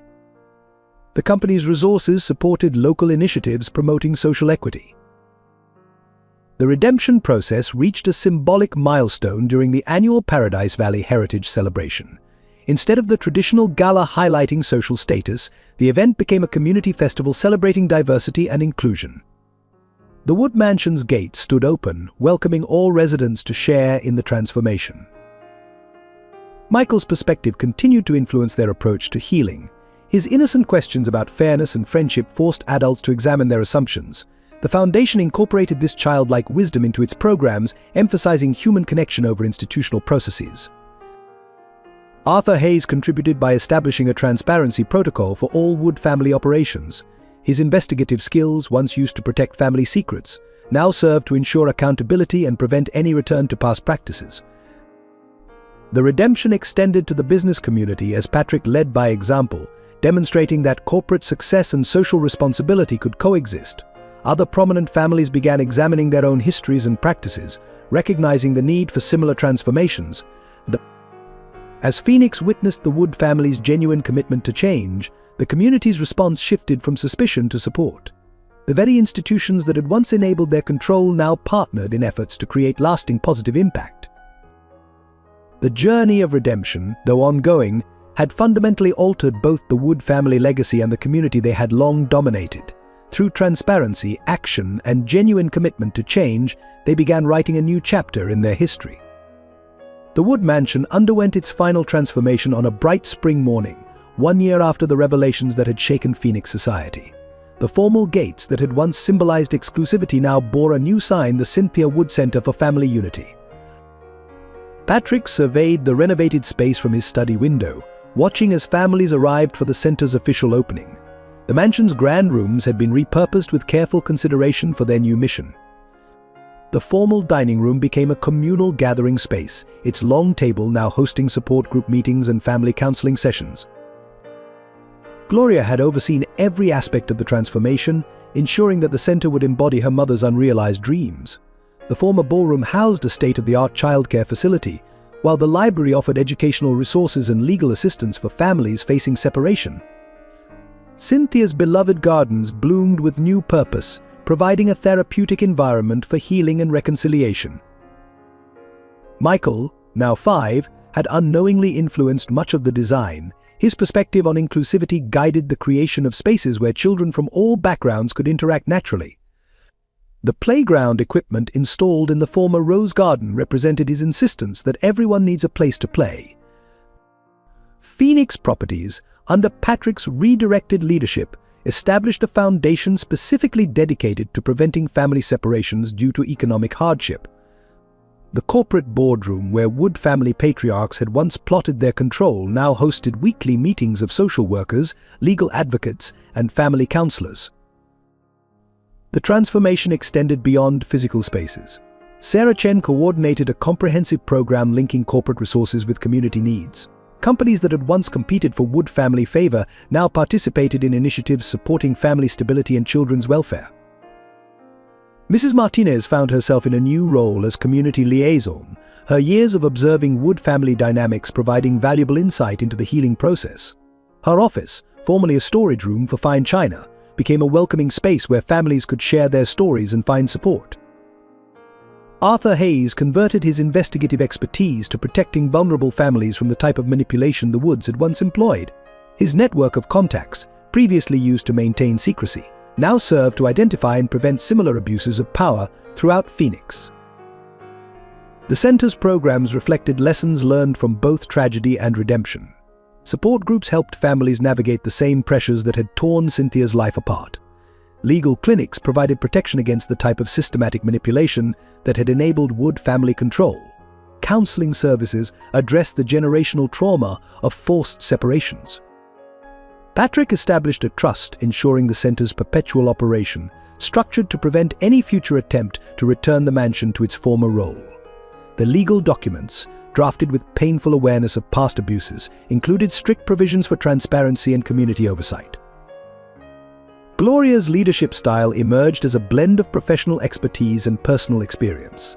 Her office, once Cynthia's private sitting room, became a space where strategic planning met compassionate understanding. Each policy decision reflected her unique perspective as both victim and healer.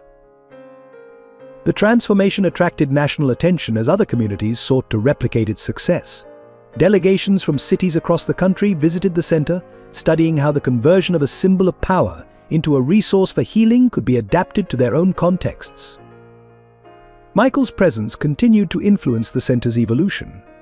His natural ability to bridge social divisions inspired programs fostering connections between children from different backgrounds. The sound of children's laughter, once absent from the mansion's halls, became a daily reminder of renewal. The Paradise Valley community underwent its own transformation as the center's impact rippled outward. Social barriers that had once seemed impenetrable began to dissolve. Families that had previously maintained careful distance found common ground in supporting the center's mission. On the morning of the official opening, Patrick stood beside Gloria as she addressed the gathered community. The moment symbolized not just personal healing but a fundamental shift in how power and privilege could be redirected toward positive change. The center's first year of operation demonstrated the potential for transforming historical wrongs into forces for good. Hundreds of families received support, dozens of potential separations were prevented, and countless children found safety within walls that had once represented exclusion. The transformation's success lay in its authenticity. Every program, every policy, every aspect of operation reflected genuine commitment to preventing the type of tragedy that had inspired its creation. The center became a living memorial to Cynthia's love and sacrifice. As spring flowers bloomed in the renewed gardens, Patrick and Gloria often sat together on the bench where Cynthia had spent her final days planning for a future she wouldn't see. Their conversations centered not on past pain but on future possibilities, honoring her memory through continued service to others. The process of reconciliation began formally on a crisp autumn morning in the Cynthia Wood Center's main hall. Patrick and Gloria stood together as representatives from Phoenix's most influential families gathered to acknowledge their roles in maintaining the systems that had enabled tragedy. Caroline Whitman, speaking for the Paradise Valley Social Circle, delivered a public apology for their collective silence. "We witnessed signs of distress and chose comfortable ignorance over moral courage," she acknowledged. "Our social protocols prioritized reputation over human dignity, and in doing so we became complicit in profound injustice." The Phoenix Academy's Board of Trustees initiated a comprehensive review of their admission policies, acknowledging decades of systematic discrimination. Their findings led to the establishment of the Cynthia Wood Scholarship Fund, specifically supporting children from families facing separation due to economic hardship. Richard Wood's appearance at the reconciliation gathering created a momentary tension. His presence, unannounced and unexpected, drew cautious observation from the assembled community. Yet his words, when they came, carried the weight of genuine remorse. "Our family's pursuit of power corrupted everything it touched," he stated, addressing Patrick and Gloria directly. "We destroyed lives in the name of legacy, failing to understand that true legacy lies in how we treat others, not in what we control." The Paradise Valley Country Club, long a symbol of social exclusion, underwent a fundamental transformation. Under new leadership, they converted their extensive facilities into a community resource center, partnering with the Cynthia Wood Center to provide recreational and educational programs for families in need. Local media outlets, led by the Phoenix Herald, published a series of investigative reports examining their own role in suppressing truth. The articles detailed how advertising revenue and social connections had influenced coverage of Wood family activities, establishing new guidelines for editorial independence. Professional reconciliation emerged through the Phoenix Bar Association's creation of a pro bono program supporting families facing separation. Attorneys who had once facilitated Wood family control now dedicated their expertise to preventing similar injustices. The business community's reconciliation efforts manifested in concrete policy changes. Companies that had previously aligned with Wood family interests established family support programs for employees, ensuring that economic pressures would not force painful choices. Gloria's role in the reconciliation process proved crucial. Her ability to balance accountability with forgiveness provided a model for community healing. She established dialogue sessions where former adversaries could address past wrongs and develop pathways forward. Patrick's corporate leadership demonstrated how institutional power could be redirected toward positive change. Phoenix Properties' new policies prioritized community welfare over profit maximization, inspiring similar transformations in other major corporations. Michael's presence during reconciliation events added an essential dimension of hope. His natural interactions with children from all backgrounds reminded adults of their fundamental responsibility to create a more equitable future for the next generation. The religious community, led by Father Thomas, organized interfaith services focusing on themes of forgiveness and renewal. These gatherings provided spiritual support for the emotional work of reconciliation, helping participants process complex feelings of guilt and responsibility. Mrs. Martinez facilitated reconciliation among household staff from prominent families, creating a support network for those who had witnessed similar situations. Their shared experiences contributed valuable insights to the center's developing programs. Arthur Hayes established a Truth and Reconciliation database, documenting both historical injustices and current efforts at remedy. This resource provided transparency while ensuring that lessons learned would guide future community decisions. The Phoenix Children's Home underwent its own process of reconciliation, acknowledging its role in facilitating family separations. Under new leadership, the institution transformed into a family reunification center, working closely with the Cynthia Wood Center. Sarah Chen coordinated corporate participation in reconciliation initiatives, ensuring that business support extended beyond financial contributions to include meaningful policy changes and active engagement in community healing. As winter approached, the reconciliation process achieved a significant milestone during the annual Paradise Valley Heritage Celebration. Rather than the traditional display of social status, the event became a community-wide acknowledgement of shared responsibility and commitment to change. The gathered community witnessed Patrick and Gloria planting a memory garden dedicated to families separated by social pressure and economic hardship. Each plant represented a commitment to vigilance against future injustices, creating a living symbol of reconciliation and hope. On the first anniversary of the Cynthia Wood Center's opening, Patrick stood in the mansion's transformed Great Hall to deliver a message that would define their journey of healing and hope. The gathered audience included families helped by the center, community leaders, and representatives from across Phoenix society. 1 year ago, we began this journey by exposing truth. Patrick began, his voice carrying the weight of experience. Today we gather to share what we've learned about the power of love to overcome generations of pain. Cynthia's story was not just about tragedy, it was about the enduring strength of maternal love. Gloria joined him at the podium, Michael holding her hand. The three generations standing together embodied the center's mission of family preservation and healing. Our mother's sacrifice. Gloria addressed the assembly has become a foundation for protecting other families from similar choices.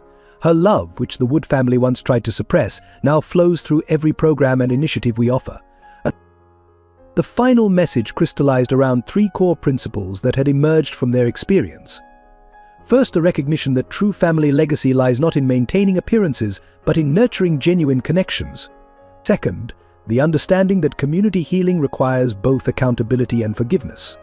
Third, the knowledge that even the deepest wounds can become sources of transformative change. Patrick shared concrete results from the center's first year: 50 families preserved through economic support, hundreds of children supported through educational programs, and dozens of community partnerships established. These statistics represented not just numbers but lives transformed through the implementation of Cynthia's unrealized dreams.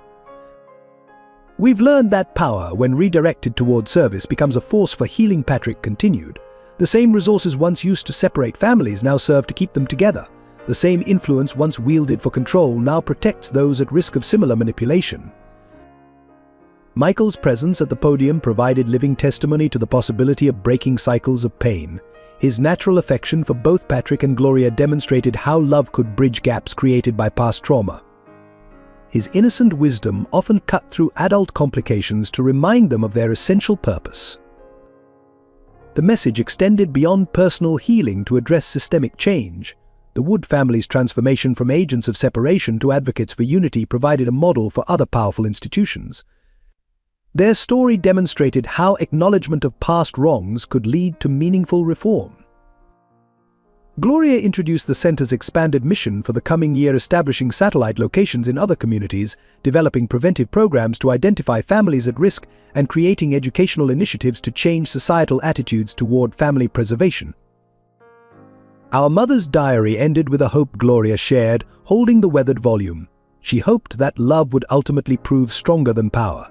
Through this center, through each family we help, through every child who finds support within these walls, we fulfill that hope.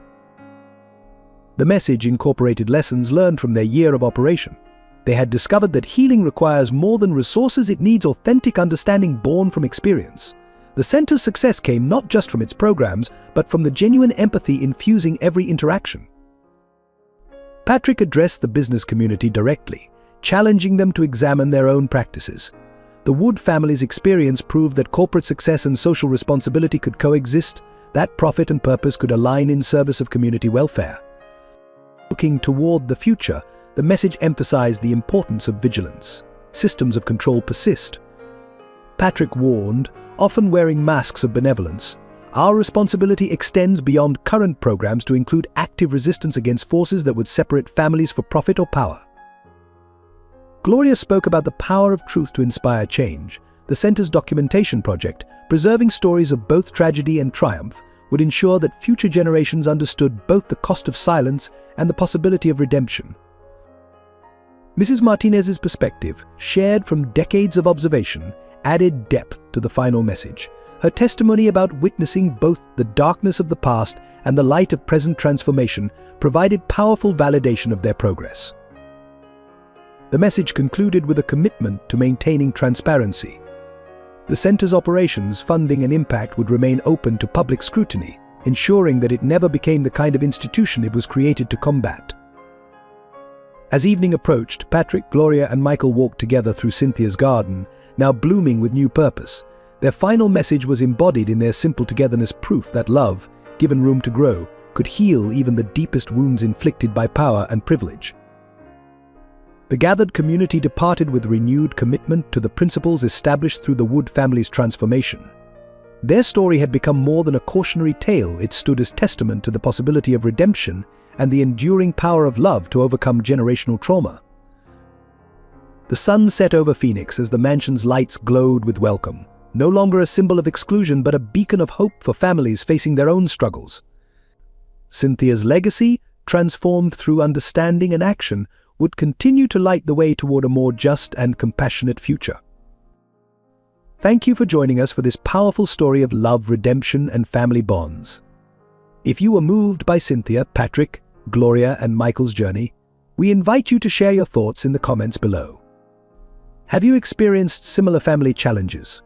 What moments in the story resonated most deeply with you? Please support our team's ongoing efforts to bring these meaningful narratives to life by subscribing to our channel. Your subscription helps us continue creating content that touches hearts and inspires positive change in our communities. If you found value in this story, consider sharing it with friends and family members who might benefit from its messages about forgiveness, healing, and the power of love to overcome adversity. Show your appreciation by clicking the like button below. Each like encourages us to keep exploring these profound human stories that connect us all.